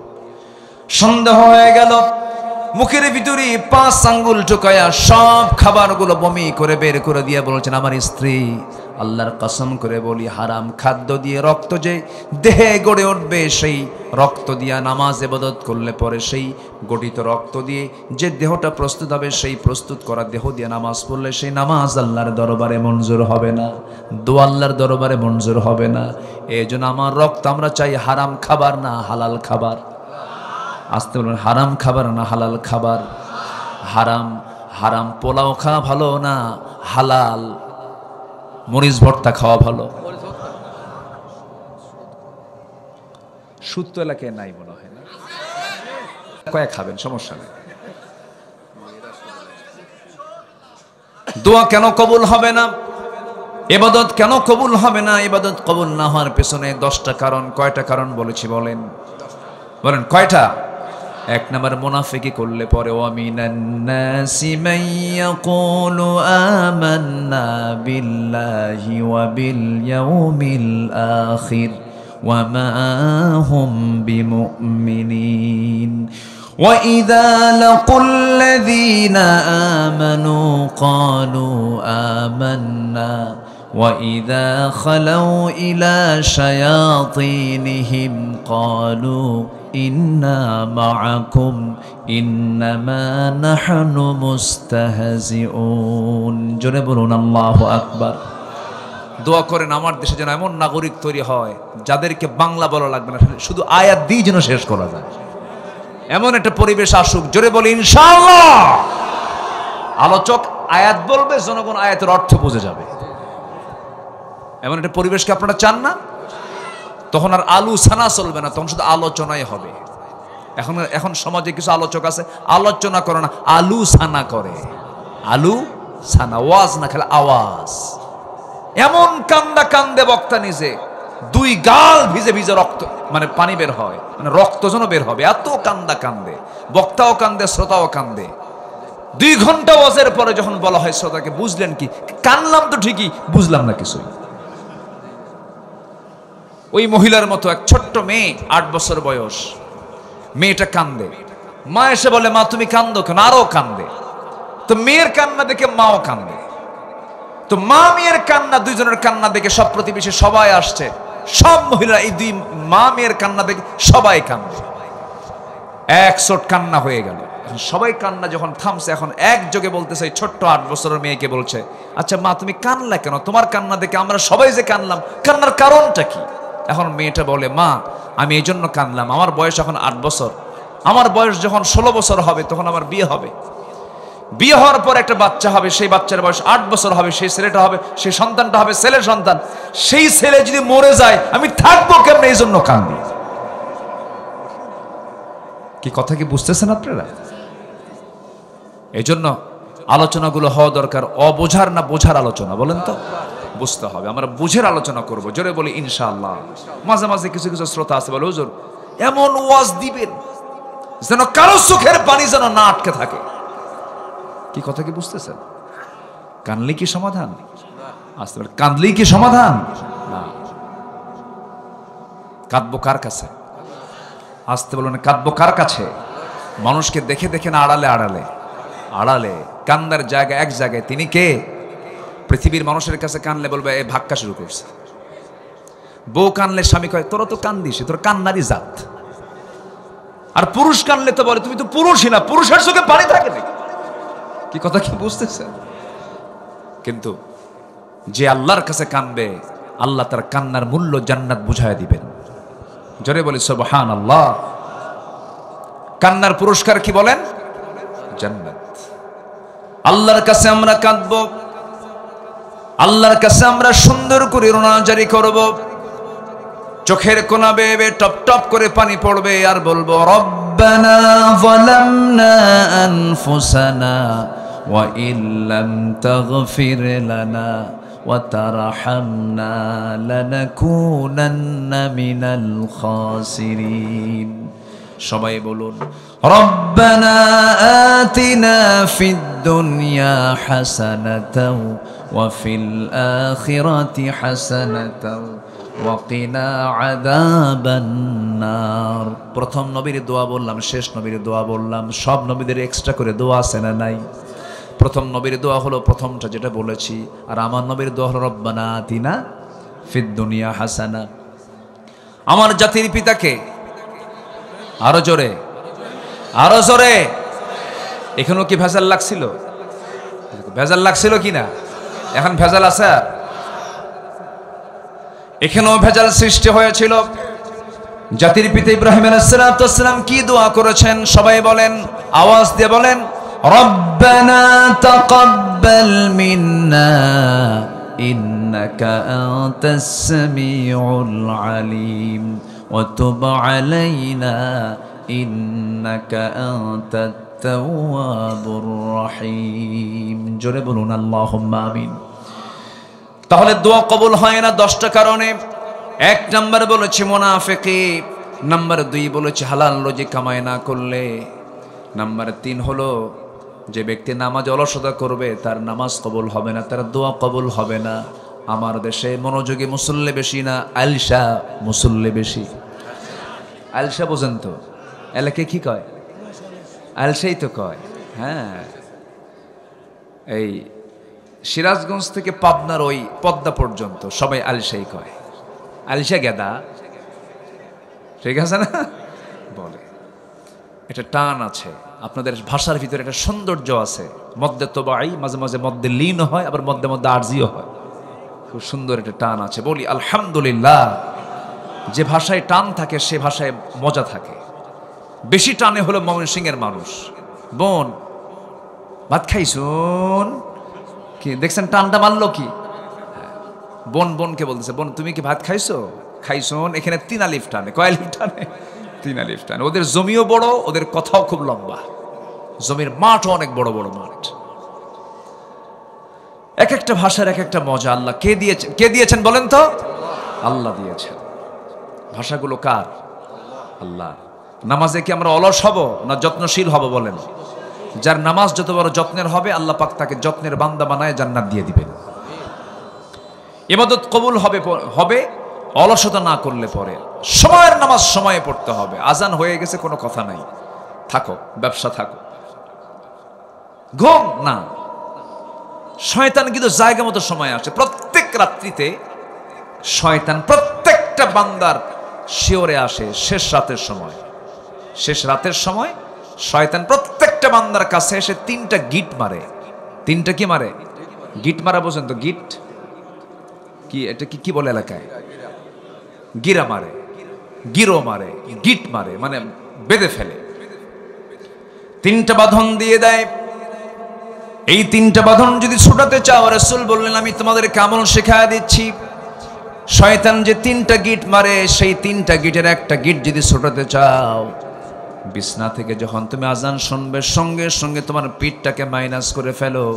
ঘুম থেকে যখন উঠে বসবে তুমি 1 নাম্বার গিটটা ছুটে যায়, ওযু বানাবে 2 নাম্বার গিট ছুটে চলে যাবে। ওযু বানায়া মসজিদের দিকে রওনা দিয়া নামাজ যখন শুরু করে ফেলবে, সেজদা যখন দিয়ে ফেলবে, শয়তান লেজ গুটাইয়া তোমার কাছ থেকে 24 ঘন্টা তোমার কাছে আর আসার সাহস পায় না। জোরে বলি সুবহানাল্লাহ। শয়তান গিট মারে কয়টা এবং গিট ছুটানোর আমলও কয়টা? সবাইকে করতে রাজি আছেন নাকি? আজকে ফজর থেকে শুরু করব নাকি? জোরে বলি ইনশাআল্লাহ। জি, মনে যেন থাকে। এটা কিন্তু খুব গুরুত্বপূর্ণ একটা কাজ আমি আপনাকে দিলাম, যে হুজুর বলে দিয়েছে 3টা গিট আমাকে ছুটাতে হবে। কাট দেওয়া গিট, বলেন কাট দেওয়া গিট। হ্যাঁ, পরামর্শ দিয়েছেন মুহাম্মদ সাল্লাল্লাহু আলাইহি ওয়াসাল্লাম। যদি এই হাদিসটাকে যদি কোনো বান্দা ফলো করে, নামাজ যার ফজর হবে, জোহর তার কাজা হবে না। জোহর যারা আদায় হবে, আসর তার কাজা হবে না। আসর যার আদায় হয়ে যাবে, মাগরিব তার মিস হবে না। মাগরিব যার আদায় হয়ে যাবে, এশা তার কখনো কাজা হবে না। আর এশার ফজর নামাজ যদি জামাতে হয়ে যায়, মহান রব্বুল আলামিন তাকে গোটা রাত কিয়ামুল লাইলের সমান সওয়াব তার আমলনামায় দিয়ে দেন। নামাজ পড়বে বান্দা, জান্নাত দেবেন, জান্নাত দেবেন আল্লাহ তাআলা। মুনাফিকি করা যাবে না। এখন মুনাফিকটা কাকে বলে, মুনাফিক কারা হতে পারে? মুনাফিককে চেনার জন্য কিছু সিমটম আমরা লক্ষ্য করেছি। রাসূল জানিয়ে দিয়েছেন যে সমস্ত বান্দার মধ্যে এই সমস্ত লক্ষণগুলো পাবে, সে হলো মুনাফিক। রাসূল বলছেন 1 নাম্বার হলো ওই সমস্ত বান্দাগুলো মুনাফিক যারা মিথ্যা কথা বলে। আল্লাহ নিজে বলছেন ওয়াল্লাহু ইয়াশহাদু ইন্নাল মুনাফিকিনা লাকাযিবুন। إذا جاءك المنافقون قالوا نشهد إنك لرسول الله والله يعلم إنك لرسوله والله يشهد إن المنافقين لكاذبون জোরে বলুন আল্লাহু আকবার। আল্লাহ নিজে সাক্ষী দিচ্ছেন, আল্লাহ নিজে প্রমাণ করে বলছেন, শোনো নিঃসন্দেহে এই পৃথিবীতে একটা শ্রেণী মুনাফিক হয় যারা মিথ্যুক। যারা কি বলেন? মিথ্যুক। এই দেশে যারা ক্ষমতার মসনদে বসেছে, সত্যবাদী না মিথ্যাবাদী? বলেন বলেন বলেন বলেন বলেন, সত্যবাদী না মিথ্যাবাদী? মিথ্যাবাদীরা। এ পর্যন্ত আমরা সত্যবাদী কাউকে পাইনি। নির্বাচন এসেছে, শুধু প্রতিশ্রুতি দিয়েছে, মিথ্যা প্রতিশ্রুতি। একটা প্রতিশ্রুতি তারা আদায় করেনি। নির্বাচন যখন আসে, ওরে বাপরে বাপ, তাদের সুরত আর পোশাক আশাক দেখে মনে হয় আসমান থেকে জিব্রাইল নাজিল হয়েছে। আমি কি ভুল বলতেছি ভাই? ভুল বলতেছি? কি তাদের চরিত্র! আবার যখন প্রচারের নামে মাইক বলে দেয় অমক না তার চরিত্র ফুলের মতো পবিত্র, আছে না? এরকম আছে না? আচ্ছা, গরিবের বন্ধু ওদিকে ওই হাজার হাজার কোটি টাকার মালিক, ও গরিবের বন্ধু হয়ে বসে আছে। গরিবের বন্ধু হতে হলে গরিবের নেতা হতে হবে। শ্রমিকদের নেতা হওয়ার জন্য শ্রমিক হতে হবে, ঠিক কিনা বলেন? এতিমের লিডার হতে হলে এতিম নিজে হতে হবে। সম্মানিত ভাইয়েরা, যে মুমিনের হৃদয়ে আরেক মুমিনের জন্য কান্না পায় না, সে হচ্ছে মুনাফিক। ফিলিস্তিন কাঁদতেছে, ফিলিস্তিন রক্ত ঝরছে, অন্য মুসলমান, যে মুসলমান চুপ করে থাকে, কাচ্চা মুনাফিকের বাচ্চা ওরা। জানেন, আল্লাহি, আল্লাহর কসম করে বলি, ওই ফিলিস্তিনের যখন চিত্র আমার চোখের সামনে ভাসে, আমি আমার নিজের সন্তানকে সেই জায়গায় নিয়ে যাই। আমার কল্পনায় ঠিক থাকার কথা না। একটা মানুষ, একটা বিবেকবান মানুষ ঠিক থাকার কথা না। ছোট্ট বাচ্চা সেদিন মাত্র 3 থেকে 4 বছর বয়স হবে বড় জোর। বাচ্চাটা খাবার না পেয়ে উস্কো খুস্কো, মাথা থেকে পা পর্যন্ত ধুলাবালি। আর ফিলিস্তিন ইয়েমেনের যে আল্লাহ সুরতটা দিয়েছেন মানুষকে, এত সুন্দর চেহারার অধিকারী বানিয়েছেন তাদেরকে, এই ফুটন্ত গোলাপ খাবার না পায় কঙ্কাল সার হয়ে গেছে। সেদিন দেখি একটা ছোট্ট বাচ্চা, ভিডিওতে দেখলাম, খাবার না পেয়ে ছাগলের ঘাস চাবায়া চাবায়া খাচ্ছে। আর একটা ছোট্ট বাচ্চা আরবিতে বলতেছে, আল্লাহ, পৃথিবীর কোনো মানুষ তো আমাদেরকে খাবার দিল না, আমরা না খাওয়া। শুনেছি তোমার জান্নাতে নাকি বহু খাওয়া আছে, আমাদের মরণটা দিয়ে দাও, জান্নাতে গিয়ে খাবো। চিন্তা করুন তাদের কত বড় কষ্ট, কত বড় যন্ত্রণা। এই যন্ত্রণায়, এই কষ্ট যাদের দিল কাঁপে না, দিল যাদের নরম হয় না, ওই দিল জান্নাতে যাবে না। সম্মানিত ভাইয়েরা, গোটা মুমিন, গোটা মুসলিম উম্মাহ হলো একটা দেহের টুকরা, একটা দেহ। দেহের একটা কোনায় যেমন চিমটি কাটলে টের পাওয়া যায়, একটা মুসলমানের পশম নিয়ে যদি কেউ ষড়যন্ত্র করে, অন্য মুসলমান বসে থাকতে পারে না। আমরা আল্লাহর কাছে দোয়া করি, আল্লাহ একটা সালাউদ্দিন আইয়ুবী আবার পাঠিয়ে দাও, জোরে বলি আমিন। আমরা আল্লাহকে বলবো, আল্লাহ তুমি ওমরের মতো একজন নেতা পৃথিবীতে পাঠিয়ে দাও, জোরে বলি আল্লাহুম্মা আমিন। ইহুদির সংখ্যা হলো মাত্র 1,52,00,000। 1,52,00,000। এদের 4000 বছর আগে এদের লোক সংখ্যা ছিল হলো 40 লাখ। 40 লাখ থেকে এখন 1,52,00,000। আর গোটা পৃথিবীতে মুসলমানদের সংখ্যা হলো প্রায় 200 কোটি। 200 কোটি মুসলমান যদি অস্ত্র হাতে না নিয়ে, কিচ্ছু না করে, শুধু যদি 200 কোটি মুসলমান এদেরকে থুতু মারত, এরা ইতিহাসে আস্থা করে নিক্ষিপ্ত হয়ে যেত। এটা নিন্দাও নাই, একটা নিন্দা জ্ঞাপনটাও নাই। যেন মুসলিম জাতি একটা কবরস্থান হয়ে গেছে। কি হয়ে গেছে? কবরস্থান। কবরস্থানে যেমন কোনো আওয়াজ নাই, গোটা বিশ্ব মুসলমান যেন একটা কবরস্থানের মতো হয়ে গেছে, কোনো আওয়াজ নাই। সম্মানিত ভাইয়েরা, এগুলো কি ইমানদারের লক্ষণ না মুনাফিকের লক্ষণ? বলেন, ইমানদারের লক্ষণ না মুনাফিকের লক্ষণ? মুনাফিকের লক্ষণ। একটু কানটা লাগাবেন, মুনাফিক হওয়া যাবে না। সাইয়েদনা ওমর ফারুক রাদিয়াল্লাহু তাআলা আনহু একদিন তিনি ডুকরে ডুকরে কাঁদতেছেন। আমার নবীজি একজন সাহাবীর কাছে মুনাফিকের তালিকা রেখে দিয়েছেন। সেই সাহাবীর কাছে গিয়ে বলছেন, ভাই হুযায়ফা, একটা কথা বলি কি, রাসূল তো তোমার কাছে মুনাফিকদের তালিকার একটা বিশাল একটা লম্বা ফিরিস্তি তোমার কাছে রেখে দিয়েছেন। মুনাফিক কারা কারা দেখো তো, ওই নামের তালিকার মধ্যে আমি ওমর, আমার নামটা আছে নাকি? এই কথা বলা মাত্রই সাহাবী বলছেন, ভাই আপনার কি মাথা খারাপ নাকি? ওমর ফিল জান্নাহ, রাসূল বলে দিয়েছেন। আপনি তো দুনিয়াতে জান্নাতের সংবাদ পেয়ে গেছেন, আপনার নামটা মুনাফিকের তালিকায় থাকবে কেন? তিনি ডুকরে ডুকরে কেঁদে কেঁদে বলছে, ভাই হুযায়ফা, আমার কাছে মনে হয় আমার কিছু কিছু আচরণ দেখে আমার সন্দেহ হয় আমি বুঝি মুনাফিক হয়ে গেছি। ওমরের মতো মানুষের ভিতরে যদি সন্দেহ আসে আমি মুনাফিক হয়ে গেছি, আমরা তো জান্নাত যায় বসে আছি নাকি? আমরা কি জান্নাত গিয়ে বসে আছি? চিন্তা করতে হবে, নিজের জীবনকে একটু ট্রিট করে দেখুন, আমি মিথ্যাবাদী কিনা, মিথ্যা কথা বলি নাকি। নাম্বার 2 হলো, আমানতের খেয়ানত করি নাকি, ওয়াদা ভঙ্গ করি নাকি, মুখ থেকে বাজে কথা বের করি নাকি। এই সমস্ত যদি কোনো নেচার আমার আপনার সিমটম যদি আসে, সেই সময় ভাবতে হবে আমি মুমিন আছি না মুনাফিক হয়ে গেছি। মুনাফিক হয়ে গেছে, খুব সাবধান, খুব সতর্ক থাকতে হবে। মুনাফিকের তালিকায় চলে গেলে পরে জাহান্নাম ছাড়া কোনো উপায় নাই।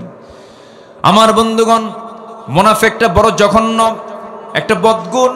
আল্লাহ রাব্বুল আলামিন তার রাসূলকে যুদ্ধ করার জন্য কাফের মুনাফিকদের বিরুদ্ধে যুদ্ধ করতে বলেছেন, ইয়া আইয়ুহান নাবিয়্যু জাহিদিল কুফফারা ওয়াল মুনাফিকিন ওয়াগলুয আলাইহিম ওয়া মাআওয়াহুম জাহান্নাম। হে নবী, আপনি জিহাদ ঘোষণা করুন কাফেরদের বিরুদ্ধে, জিহাদ ঘোষণা করুন মুনাফিকদের বিরুদ্ধে। ওয়াগলুয আলাইহিম, তাদের ব্যাপারে কোনো নমনীয়তা দেখাবেন না, কঠোর হবেন। মুনাফিকদের ব্যাপারে আমরা নরম হব না কঠোর হব? বলেন, নরম না কঠোর? কাফের বড় শত্রু না মুনাফিক বড় শত্রু? বলেন বলেন বলেন, কারা বড় শত্রু? কাফের বড় শত্রু না মুনাফিক বড় শত্রু? আমার নবীজি মুনাফিকদের ব্যাপারে খুব সতর্ক ছিলেন, মুনাফিকদের ব্যাপারে খুব কঠোর ছিলেন। তিনা সিদ্দা ওয়ালাল কুফারি রুহামাউ বাইনাহুম, কাফের মুনাফিকদের ব্যাপারে খুব কঠোর ছিলেন। এজন্য আমরা কঠোর থাকব। আমার বন্ধুগণ, আমার নবীকে সবচেয়ে বেশি কষ্ট দিয়েছে কাফেররা, মুশরিকরা না মুনাফিকেরা? মুনাফিকেরা। ছোট্ট একটা ইতিহাস মনে পড়লো, বলবো নাকি? আমাকে সময় দিচ্ছেন তো? সময় দিচ্ছেন তো ইনশাআল্লাহ?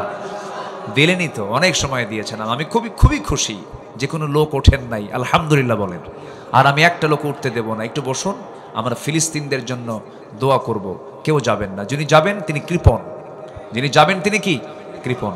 দোয়া করব একসাথে। একটু একটা ইতিহাস মনে পড়লো যে মুনাফিকি কি, মুনাফিকরা কত জঘন্য হতে পারে। আমার নবীজি কোনো এক অভিযান থেকে, মদিনা থেকে বের হয়েছিলেন, কোনো এক যুদ্ধ অভিযান থেকে ফেরত আসতেছিলেন। ফেরত আসার পথে রসুল কিন্তু জিহাদেও বউকে সাথে নিয়ে যেতেন, কোন সফরে স্ত্রীকে সাথে নিয়ে যেতেন। বউ কন্যা স্ত্রী কোন আপনারা দুটোই বলেন? হ্যাঁ, আচ্ছা ঠিক আছে। জালসা কর্তৃপক্ষ কিয়ামত সম্পর্কে ওয়াজ শুনতে চায়, কাম সারছে। আমি তো জি ঠিক আছে, হচ্ছে না? হচ্ছে তো কম বেশি টুকটাক। কষ্ট পাচ্ছেন নাকি? আমার আলোচনায় কি আপনারা বিরক্ত নাকি? আপনারা খুশি তো? আল্লাহর জন্য খুশি হন, জোরে বলি ইনশাআল্লাহ। আল্লাহ কবুল করেন, জোরে বলি আমিন। জি, ওয়াজ কি আমার? ওয়াজটা কার মূলত?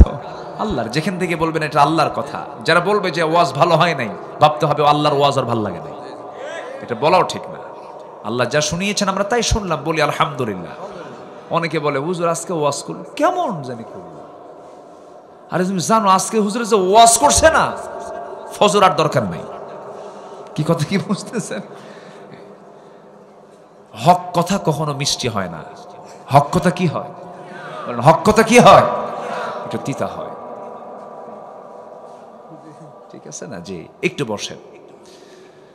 তোমার নবীজি যুদ্ধের কার্যক্রম শেষ করে ফিরে আসতেছেন, তার সঙ্গে তার স্ত্রীও আছেন। আমার নবীজি উহুদের মতো কণ্টকীর্ণ যুদ্ধেও আম্মা জান আয়েশাকে সাথে নিয়ে চলে গেছেন। জোরে কোন সুবহানাল্লাহ। বউ হচ্ছে ঈমানের পাহারাদার। বউকে সাথে নিয়ে চলবেন, কোনো বিপদ হবে না, কোনো ফিতনায় পড়বেন না। বলেন তো, বউ যদি পাশে থাকে, আপনি কি অন্য কারো বউয়ের দিকে তাকাতে পারবেন? ক্ষমতা আছে? মনে হয় আপনারা পারবেন। আর যদি একবার বউ দেখে ফেলে যে আপনি 30 সেকেন্ড অমুকের বউয়ের দিকে চাইছিলেন, বলেন ওই সময় কিচ্ছু কবে না। বাড়িতে আসার পরে যখন আপনার ডাক দিবেন, নার্গিস, জুলেখা সুইটি, এক গ্লাস পানি দাও তো। তোমার জুলেখা সুইটি নার্গিস, তুমি ছায়া থাকো আরেক দিকে। কি ঠিক আছে কিনা বলেন? আপনার বাড়িটা জাহান্নাম হয়ে যাবে, টিকতে পারবেন না আপনি। বউকে কে না ভয় করে? যার সংসার আছে তার ভয়ও আছে, যার সংসার নাই সে বউকে ভয় করে না। সংসার যদি কারো থাকে, বউ একটা সিরিয়াস জিনিস। কি রাগ করতেছেন নাকি আপনারা? বউকে না ভয় করলে কি সংসার হবে? এই বউ ভয় করেন না, বউ ভয় করেন না? দেখেন জোরে জোরে কয় হ্যাঁ হ্যাঁ। আমার মায়েরা খুব খুশি আপনাদের দেখে, কিন্তু ভয় করে। ভালো, এই ভয় কিন্তু ভয় না, এই ভয় হচ্ছে সম্মান। এই ভয়টা কি বলেন তো? সম্মান। এটা সম্মান, এই ভয় থাকতে হবে। শ্রদ্ধা সম্মান রাখতে হবে। আমার নবীজি আম্মা জান আয়েশা সিদ্দিকা রাদিয়াল্লাহু আনহাকে সঙ্গে করে নিয়ে ফেরত আসতেছিলেন। আমার নবীজি ফেরতের আগ দিয়ে সাহাবায়ে কেরামকে নিয়ে একটা ব্রিফ করলেন, সাহাবীরা শোনো, মদিনা পর্যন্ত যাব, দিন হয়ে যাবে, রাত হয়ে যাবে। হঠাৎ করে যদি কেউ এই অভিযানে যদি কেউ বাদ পড়ে যাও, এই যে আমার সাহাবী সাফওয়ানকে দায়িত্ব দিয়ে দিলাম, সাফওয়ান তোমার দায়িত্ব হলো তুমি সবার শেষে ঘোড়া নিয়ে আসবে। যে বাদ পড়ে যাবে, তোমার দায়িত্ব হলো বাদ পড়া সাহাবীকে তুমি সঙ্গে করে নিয়ে মদিনায় নিরাপদে নিয়ে আসবে। কেউ বাদ পড়ে নাই, বাদ পড়ে গেছেন হলো মিসেস মুহাম্মদ সাল্লাল্লাহু আলাইহি ওয়াসাল্লাম। আম্মা জান আয়েশা বাদ পড়েছেন কেমন করে? তিনি বসা ছিলেন উটের পিঠে, পালকির ভিতরে, হাওদার মধ্যে তিনি বসা ছিলেন। হঠাৎ করে রাস্তার মাঝে তিনি বলে ফেললেন, উটটা থামাও, হাওদাটা নামাও, আমাকে আড়ালে যেতে হবে, শৌচ কার্য করতে হবে। হাজত সারার জন্য তিনি উটের পিঠ থেকে নামলেন, হাওদা থেকে নেমে পর্দার নিয়ম রক্ষা করে তিনি বাইরে আড়ালে চলে গেলেন। শৌচকার্য কমপ্লিট করে আসতে একটু দেরি হয়ে গেল। যিনি দায়িত্বপ্রাপ্ত সাহাবী ছিলেন তাকে দেখার জন্য, তার উটটাকে টানার জন্য, সেই সাহাবী ভাবেছেন আম্মা জান আয়েশা বুঝি ওই পালকির মধ্যে আসেনি। উনি এত চিকন ছিলেন যে পালকির ভিতরে হাওদার মধ্যে থাকতেও যে ওজন, না থাকতেও সে ওজন, আসেন বলে মনে করে তিনি হাওদাটা উঠায় নিয়ে তিনি চালায় দিয়েছেন উট। সবাই তাকে দেখে দেখে ফলো করে চলে গেছে। উনি শৌচকার্য কমপ্লিট করে এসে দেখেন উট নাই, উটের লোকও নাই, কেউ নাই, সব চলে গেছে। তিনি একাকী ফাঁকা পড়ে আছেন। ওই প্রান্তরে তিনি সম্পূর্ণ একা। যার দায়িত্বে ছিল সাফওয়ান, দূর থেকে লক্ষ্য করে দেখেন কে যেন বসে আছে চাদর মুড়ি দিয়ে মুখটা ঢেকে ঢেকে। সামনের দিকে এসে দেখেন আম্মা জান আয়েশা তিনি বসে আছেন। চিনলেন কেমনে? পর্দার আয়াত নাজিল হওয়ার পূর্বেই তিনি তাকে দেখেছিলেন, এই জন্য তাকে চিনতে পারলেন যে তা আয়েশা ছাড়া কেউ না। এবার বলছেন আম্মা জান কিছু মনে করবেন না, আমি আপনাকে চিনতে পেরেছি, টেনশন নাই, আপনি তো আমার মা, উম্মাহাতুল মুমিনিন, উম্মতের জন্য আপনার মা, মুমিনদের জন্য আপনি মা, টেনশন করবেন না। রাসূল আমাকে দায়িত্ব দিয়েছেন, আমি আপনার যথাযথ সম্মান সদিত্ব রক্ষা করে আমি আপনাকে মদিনা রাসূলের ঘর পর্যন্ত পৌঁছায় দেব, কোনো চিন্তা করবেন না।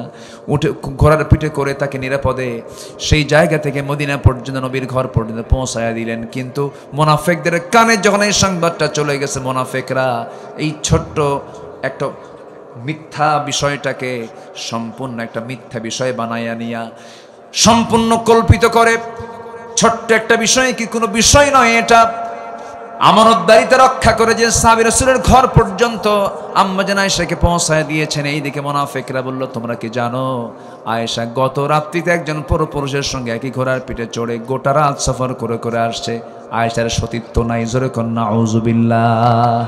এমন জাতীয় কল্পিত নাটক, কল্পিত ভণ্ডামি আবিষ্কার করতে পারে এমন লোক বুঝি তাড়াশ উপজেলায় নাই, সিরাজগঞ্জ জেলায় নাই। একটা ভালো মেয়ের বিরুদ্ধে অপবাদ চাপায় দেয় যেন বিয়ে না হয়। আছে না নাই? আছে না না হয়? আছে, আছে কিনা বলেন? যদি এরকম চরিত্র কারো থাকে ওকে সমাজচ্যুত করবেন, ওদের সমাজে থাকার কোনো অধিকার নাই। যে পুরুষ, যে নারী, যে বান্দা একটা সতী নারীকে মিথ্যা অপবাদ চাপায় দেয়, তার জন্য বিয়ে না হয়, তার জন্য বিয়ে ভেঙে যায়, তাকে যেন না বিয়ে দিতে পারে, এরকম হিংসা করে জেলাসি করে যারা মিথ্যা একটা কল্পিত নাটক সাজায়, এর চাইতে বড় মুনাফিক আর দুনিয়াতে নাই। আছে কিনা বলেন? আমার মা, আপনাদের মধ্যেও কিছু মহিলা আছে, এক মহিলা আরেক মহিলার কল্যাণ চায় না। আছে কিনা? আছে কিনা বলেন? যদি পারেন কিছু দোষকে আড়াল করবেন, কিছু দোষ যদি থাকেও আড়াল করবেন। মান সাতারা মুসলিমান সাতারাহুল্লাহু ইয়াউমাল কিয়ামা। যে ব্যক্তি কোনো মুসলমানের দোষকে একটু আড়াল করবে, আল্লাহ তাআলা তার দোষকে কিয়ামতের দিন আড়াল করবেন। এটা ছোটখাটো কোনো বিষয়, অনেক বড় বিষয়। বরঞ্চ যতটুকু আছে এটা কি আটকায় দেবেন না, ভালো। কষ্ট পাচ্ছেন নাকি আপনারা? এই মানবিকতা আমাদের মধ্যে থাকার দরকার আছে না নাই? আচ্ছা, আপনি কার দোষ ধরতেছেন? আপনার দোষ নাই, হয়তো তার দোষটা প্রকাশিত হয়েছে, আপনার দোষ প্রকাশ পায় না। আপনার দোষ প্রকাশ পেলে তো আপনি মুখে দেখাতে পারতেন না। এই জন্য নিজের বিষয়টাকে ভাববেন, দেখবেন যে অন্যের বিষয় মনেই হবে না, নিজের বিষয় নিয়ে টেনশনে শেষ। আগে নিজের বিষয় নিয়ে ভাববেন। আম্মা জান আয়েশাকে নিয়ে এই নাটক তারা তৈরি করলো। রাসূলের কাছে যখন সংবাদটা চলে গেছে, বইয়ের ব্যাপারে কিছু শুনলে পরে স্বামীর কি ভালো লাগে? আজ থেকে ভালো লাগে? মন টন খুব খারাপ। আমার নবীজির কানে যখন চলে গেল, আম্মা জান আয়েশার সতীত্ব নিয়ে যখন এমন জাতীয় কটু কথা যখন মুনাফিকদের কান থেকে গোটা মদিনার টপ টক হয়ে গেল, ব্রেকিং নিউজ হয়ে গেল, হট নিউজ হয়ে গেল, আমার নবীজি আস্তে করে আম্মা জান আয়েশাকে ডাক দিয়ে বলছেন, আয়েশা মন খারাপ করো না, এই মুহূর্তে আমার কাছে যতগুলো নিউজ এসেছে আমার মনে হয় এই মুহূর্তে তুমি আমার ঘরে না থেকে তোমার বাবার ঘরে থাকাটা উত্তম হবে, তুমি তোমার বাবার বাড়িতে চলে যাও। এই জাতীয় কথা যদি স্বামী কর্তৃক যদি স্ত্রীর কানে যদি আসে, আকাশ ভেঙ্গে পড়ার মতোই হয়ে যায়। হারে আমার স্বামী আমারে বিশ্বাস করলো না, আমার স্বামী আমারে কেমন করে কি করলো। এমন জাতীয় বিশাল ক্রাইসিস পরিবারের মধ্যে পড়ে গেল। আম্মা জান আয়েশা কিচ্ছু বলতে গেলেন না, শুধু বললেন, ইয়া রাসূলুল্লাহ, নাম্বার 1 আপনার পরিচয় হলো আপনি আল্লাহর পয়গম্বর, আমি আপনাকে সম্মান করি।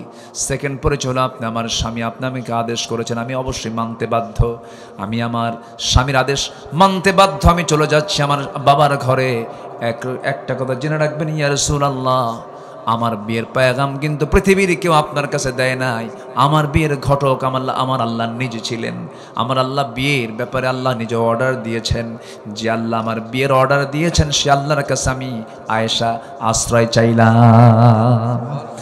কি পরিমাণ আস্থা তার মধ্যে ছিল! কিচ্ছু না বলে নবীর অর্ডার ফলো করে কোনো বেয়াদবি না করে সোজা চলে গেলেন বাবার ঘরে। বাবাটাও আম্মাজান আয়েশাকে পছন্দ করছেন না, কারণ রাসূল তাকে পাঠায়া দিয়েছেন। বাবাও কথা বলেন না, মাও কথা বলেন না, কেউ কথা বলে না। আম্মাজান আয়েশা খাওয়া দাওয়া ছেড়ে দিয়েছেন, সেজদায় পড়ে পড়ে কাঁদেন, যায় নামাজ ভিজে যায়। আম্মাজান আয়েশা শুকনা হতে হতে একদম নখের মতো কাঠখড়ির মতো হয়ে গেলেন। এতটাই শুকায় গেলেন যে জীবন প্রদীপ শুধু মিটি মিটি করে জ্বলছে, না জানি কোন সময় তিনি মারা যাবেন। সেজদায় পড়ে পড়ে কাঁদতেছেন, তার ঘুম নাই, তার খাওয়া নাই, সবকিছু বন্ধ হয়ে গেছে। এইদিকে আমার নবীজি বলতেন, মাঝে মাঝে বলতেন, আমার সাহাবীরা রে, আমার স্ত্রীর মধ্যে সবচেয়ে শ্রেষ্ঠ স্ত্রী হলো আমার আয়েশা।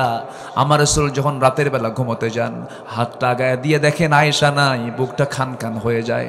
আমার নবীর চোখের পানিতে যায়, নামাজ ভিজে যায়, বালিশ ভিজে যায়। আমার নবী কান্দেন, আম্মাজান আয়েশা কান্দেন। নবীর কান্না দেখে সাহাবীরাও কান্দে। নবীর কান্না দেখে সবার ভিতরে বিশাল টেনশন সৃষ্টি হয়ে গেল। আমার নবী কান্দেন, সাহাবীরা কান্দেন, আম্মাজান আয়েশা কান্দেন, আর মুনাফিকরা হাসে। আমার নবীজি এই বিশাল ক্রাইসিসে পড়েছেন কাদের ষড়যন্ত্রে বলেন? বলেন কাদের ষড়যন্ত্রে বলেন? মুনাফিকদের ষড়যন্ত্রে পড়েছেন। এই জন্য মুনাফিকদের অনিষ্ট থেকে বাঁচার জন্য আমাকে আপনাকে চেষ্টাও করতে হবে। মুনাফিকের কোনো চরিত্র যেন আমার ভিতরে না থাকে, এটাও চেষ্টা করতে হবে। আমার বন্ধুগণ, আমার নবীজি তাকে পাঠায় দিলেন, কিন্তু নবীজির শান্ত মন, অশান্ত মন শান্ত হচ্ছে না, কষ্ট পাচ্ছেন। কিন্তু হকের একমাত্র ফয়সালাকারী তিনি আমার কে? আম্মাজান আয়েশা বলেন, আল্লাহ পাক আমাকে 9টা কারণে শ্রেষ্ঠত্ব দান করেছেন। আল্লাহ রাব্বুল আলামিন আমাকে 9টা বিশেষ গুণ দান করেছেন, বিশেষ শ্রেষ্ঠত্ব দান করেছেন, যে অন্য কোনো স্ত্রীর মধ্যে ছিল না। নাম্বার 1, আল্লাহ পাক আমাকে এমন সম্মান দান করেছেন, আমি আমার নবীর স্ত্রী হয়েছি। 7 বছর বয়সে বিয়ে হয়েছে, 13 বছর বয়সে নববধূ হয়ে নবীর ঘরে পদার্পণ করেছি।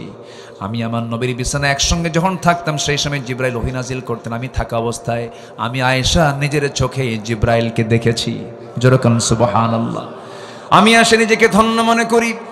আমার নবীজি আমার ব্যাপারে বলেছেন, সুরিদ খাবার যেমন শ্রেষ্ঠ খাবার, আমার স্ত্রীর মধ্যে আমার আয়েশা হলো শ্রেষ্ঠ আমার স্ত্রী। আমার রাসূল আমার শানে বহু কথা বলেছেন, আমি নিজেকে শ্রেষ্ঠ মনে করি। আল্লাহ পাক আমার শানে কয়েকটা আয়াতে কারিমা নাজিল করেছেন, আমাকে লক্ষ্য করে আয়াতে কারিমা নাজিল করেছেন। আমি আয়েশা নিজেকে ধন্য মনে করি। আমার নবীজি দুনিয়া থেকে যখন বিদায় হয়ে যাবেন, তার শেষ বিদায়টা হয়েছে আমার ঘরে, আমার উরুতে মাথা রেখে রাসূল দুনিয়া থেকে শেষ বিদায় নিয়েছেন। আমি নিজেকে ধন্য মনে করি, আমার সঙ্গে নবীজির শেষ কথোপকথন হয়েছে, আমার সঙ্গে কথা বলেই তিনি মালাকুল মউতকে ফেস করেছেন। আমার সাথেই তার শেষ কথোপকথন হয়েছে, রাসূল আমার কাছ থেকে বিদায় নিয়ে নিয়েছেন। আমি আয়েশা নিজেকে ধন্য মনে করি। আমার নবীজি কোন ঘরকে পছন্দ করেন না, আমার ঘরকে পছন্দ করেছেন। আমি নিজেকে ধন্য মনে করি, আমার ঘরটাই হয়ে গেছে নবীজির কবর হলো আমার ঘর। আমি আয়েশা নিজেকে ধন্য মনে করি। আমার বড় শখ ছিল আমার মৃত্যুর উপর আমার কবরটা আমার নবীর পাশেই হবে, একটা জায়গা ফাঁকা ছিল। কিন্তু ইসলামের দ্বিতীয় খলিফা ওমর ফারুক রাদিয়াল্লাহু আনহুর মতো দামি মানুষ যখন আমাকে বলল, আয়েশা রে, আমার যদি মৃত্যু যেদিন হয়ে যাবে, আমার বড় শখ আমার বন্ধু আবু বকর এক পাশে আছে, আমি তার পাশে থাকতে চাই, আমার ওই জায়গাটা আমার জন্য লাগবে, তুমি আমাকে দেবে কি না? এত বড় দামি মানুষ যখন আমার কাছে প্রস্তাব দিল, আমি আয়েশা আমার কবরের জায়গাটা আমি ওমরকে দান করে দিয়েছি। জোরে কোন সুবহানাল্লাহ। আম্মা জান আয়েশা সিদ্দিকা বলেন, রাসূল যখন দুনিয়া থেকে বিদায় নেবেন, বিদায় লগন যখন চলে আসছে, নবীজির একবার হুঁশ একবারে বেহুশ। নবীজি আমার উরুতে মাথা রেখে আরাম ফরমাচ্ছিলেন, বলছেন, আয়েশা রে, আমার বুঝে মৃত্যুর সময় চলে আসছে, আমি বুঝে দুনিয়া থেকে বিদায় নিয়ে নেব। আমার মনে হয় বাচনটার থাকবে না, আমি যে কোনো মুহূর্তে মৃত্যুর মুখোমুখি হয়ে যাচ্ছি। আয়েশা একটা কথা বলে দেই, তুমি আমার উম্মতকে জানায় দিবা। আম্মা জান আয়েশা বলছেন, ইয়া রাসূলুল্লাহ, আপনি এমন করে বলছেন কেন? কি হয়েছে আপনার? কি দেখো, সাকরাতুল মাউতের সমস্ত লক্ষণগুলো আমার মধ্যে চলে আসছে, আমি দুনিয়া থেকে বিদায় নিয়ে নেব, মালাকুল মউত আমার কাছে চলে আসবে। ওরে আয়েশা, আমি যদি দুনিয়া থেকে বিদায় নিয়ে যাই, আমি তোমাকে কয়েকটা ওসিয়ত করে যাচ্ছি, আমি তোমাকে কয়েকটা নসিহা করে যাচ্ছি, আমি তোমাকে কিছু কথা বলে যাচ্ছি। আমার উম্মতকে একটা মেসেজ দিবা, আমার সর্বশেষ মেসেজ, আমার উম্মত যেন 5 ওয়াক্ত নামাজ যেন কখনো না ছেড়ে দেয়। জোরে কোন সুবহানাল্লাহ, আর জোরে বলি সুবহানাল্লাহ। আমার নবীজি হঠাৎ করে আজান শুনতে পেলেন। আজান শোনার সঙ্গে সঙ্গে তিনি স্বাভাবিকভাবে তার অভ্যাস অনুযায়ী যখন তিনি গায়ের শক্তি খাটায় যখন বিছানা থেকে উঠতে নিলেন, মাথার চক্কর মেরে পড়ে যেতে লাগলেন। আম্মা জান আয়েশা থেকে জোর করে ধরলেন, শক্ত করে ধরলেন। এবার বলছেন, ইয়া রাসূলুল্লাহি, আপনি জামাতে নামাজ পড়তে পারবেন না। রাসূল বলছেন, আয়েশা রে, বুঝতে পেরেছি আমার জামাতে আদায়ের সময় আর সুযোগ হবে না। আমার মুসল্লায় কে দাঁড়াবে? আয়েশা বলে দাও আমার আবু বকরের জন্য আমার মুসল্লায় দাঁড়ায় নামাজটার দায়িত্ব নেয়। আমার রাসূল বুঝায় দিলেন, আগামী নেতৃত্ব আসবেন, নামাজের নেতৃত্ব যে দেবে সে রাষ্ট্রের নেতৃত্ব দেবে। যেরকম সুবহানাল্লাহ, নেতা তিনিই হবেন যিনি নামাজের নেতা হবেন। কিসের নেতা হবেন? নামাজের নেতা হবেন, সমাজের নেতা, ঠিক কিনা? এই নেতাকে আমরা মানবো, তাহলে এই নেতা আমাকে জান্নাতে নিয়ে যাবে, ঠিক কিনা? আল্লাহ কবুল করুন, জোরে বলি আমিন। আমার বন্ধুগণ, আম্মা জান আয়েশা তার আব্বাকে ডাক দিয়ে বলছেন, আব্বা, রাসূল আমাকে জানায় দিলেন আপনি নামাজের ইমাম হবেন। মুসাল্লায় যখন ইমাম চেঞ্জ হয়ে গেছে, সাহাবে কেরামদের মধ্যে কান্নার রোল পড়ে গেছে, হাওমা করে সব সাহাবীরা কান্নায় ভেঙে পড়েছেন। নামাজ শুরু হয়ে গেছে। রাসূল বলছেন, আয়েশা রে, আমার সাহাবীরা কান্দে কেন, আমাকে একটু দেখতে দাও তো। তার পিঠে ভর দিয়া কষ্ট করে করে জানালার কাছে গিয়ে সাহাবে কেরামদের নামাজ দেখতেছিলেন। তাদের কান্না দেখে আমার নবীজির চোখের পানি টপ টপ করে পড়তেছিল। রাসূল কান্দেন, সাহাবীরাও কান্দেন। আম্মা জান আয়েশা নবীজির গালের চোখের পানিগুলো হাত দিয়ে মুছে মুছে দেন আর বলছেন, ইয়া রাসূলুল্লাহি, আপনি কান্দেন কেন? আপনার সাহাবীরা তো নামাজ পড়ছে, এ তো আনন্দের কথা, আপনি কাঁদতেছেন কেন? রাসূল বলছেন, আয়েশা রে, আমার এই চোখের পানি দুঃখের নয়, এই চোখের পানি হলো চরম আনন্দের চোখের পানি। জানো, এই নামাজ পড়তে নিয়ে কাফেররা আমাকে আমার পিঠের উপরে উটের পচা নাড়িভুড়ি চাপায়া দিয়েছে। এই নামাজ পড়তে গিয়ে আমাকে কাফেররা কত কষ্ট দিয়েছে। এই নামাজ কায়েমের সংগ্রাম করতে গিয়ে তায়েফের মানুষ আমাকে পাথর মেরে রক্তাক্ত করে দিয়েছে। এই নামাজ কায়েমের সংগ্রাম করতে গিয়ে আয়েশা, এই যে সামনের দুটো দাঁত নাই, কপালের মধ্যে লোহা ঢুকেছে, আমাকে রক্তাক্ত করে জমিনে তারা আহত করে রেখেছে। সেই নামাজ আজকে কায়েম হয়েছে। এই নামাজ কায়েমের চরম আনন্দ দেখে আমি কান্নায় ভেঙ্গে পড়েছে। এটা আমার দুঃখের না, এটা আমার চরম আনন্দের কান্না। আয়েশা, আমার বুঝে মৃত্যুর সময় চলে আসছে, আমার উম্মতকে জানায় দিবা, আমার উম্মতরা যেন কখনো নামাজ না ছেড়ে দেয়। এই কথা বলে আমার নবীজি দুনিয়া থেকে বিদায় নিচ্ছেন। বিদায় নেওয়ার সময় সবার আগে চিন্তা করেছেন তার নিজের না তার উম্মতের। বলেন বলেন বলেন বলেন বলেন কার? আমরাও চিন্তা করবো যে রসুল আমাকে ভুলেন না, আমরা তাকে ভুলবো না, রসুলকে আমরা ভুলবো না। আর রসুলকে না ভুললে পর আল্লাহ আমাকে ভুলবেন না। 1 নম্বর ভালোবাসবো আমরা কাকে? আসতে বলবেন না, কাকে? নামাজ। আল্লাহকে ভালোবেসে 5 ওয়াক্ত নামাজ কি সবাই পড়বেন? সবাইকে পড়তে রাজি আছেন? একটু হাত তুলে দেখান তো দেখি। জোরে বলি ইয়া আল্লাহ, আরো জোরে বলি ইয়া আল্লাহ। আমাদেরকে 5 ওয়াক্ত সালাত আদায় করার তৌফিক তুমি আল্লাহ দিয়া দাও। জোরে বলি আমিন, আরো জোরে আমিন, আরো জোরে আমিন। নামাজ আর পর্দা, পর্দার দরকার আছে না নাই? আজকের সমাজে সবচেয়ে বড় ক্রাইসিস হলো মেয়েদের গায়ে কোনো কাপড় চোপড় আছে? গায়ে কাপড় চোপড় আছে? নাই। যে বোরকাটা আছে সেই বোরকাও ঠিক নাই। বোরকার ভিতরে যে কত ডিজাইন, বোরকার গায়ে আবার আয়না লাগানো। আয়না মানে আসো, এটা বোরকা না। বোরকা হবে 2 কালার না 1 কালার? বলেন 2 কালার না 1 কালার? টাইট না ঢিলা? মানে এতটাই ঢিলা হবে যেন এক বোরকার মধ্যে যেন 3 জন ঢোকে না। ঠিকই আছে, ঢিল হতে হবে, ঢিল। ফিটিং কোন কাপড় পুরুষেরও হারাম, মহিলারাও ফিটিং কোনো কাপড় পরা যাবে না। স্কিন সাথে লেগে থাকে এমন প্যান্ট জামা পরা যাবে না, পুরুষেরও নারীরও। সব পরবে টাইট না ঢিলা? ঢিলা পড়তে হবে, ঢিলা জাতীয় পড়তে হবে। চাদর দেখেন, আগের দাদিরা বোরকা পরেন নাই, কিন্তু এমন চাদর পরেছেন, চাদর মুড়া দিয়েছেন, একটা চামড়া দেখা যায়নি, ঠিক কিনা? কিন্তু এখন এত কাপড় লাগায় বোরকা পরে। এখনকার শাড়ি পরা দেখছেন, 12 হাত শাড়ি, পেট ঢাকে না, শাড়ি কত হাত? তাহলে এত শাড়ি এত কাপড় গেল কই? ভাঁজে ভাঁজে গেছে কোথায়? ভাঁজে ভাঁজে, কিন্তু জায়গা মতো ঢাকে নাই। তাহলে যে কাপড় আপনার ঢাকাতে পারে না, 12 হাত কাপড় ঢাকতেছে না, অথচ 3 হাত 3 গজ কাপড় দিলেই তার গোটা দেহ ঢেকে যায়। ম্যাক্সি বানায় দিবেন, কামিজ বানায় দিবেন, একদম গলা থেকে শেষ পর্যন্ত ঝুলায় দেবে, বাস ঢেকে গেল। ঢিল ঢাল কাপড় চোপড় পরলো, ফিটিং কাপড় বাড়ির মধ্যেও পরা যাবে না, কারণ বাড়ির মধ্যে নিজের বড় সন্তান ছেলে আছে না নাই? আজ থেকে আছে না নাই? আছে।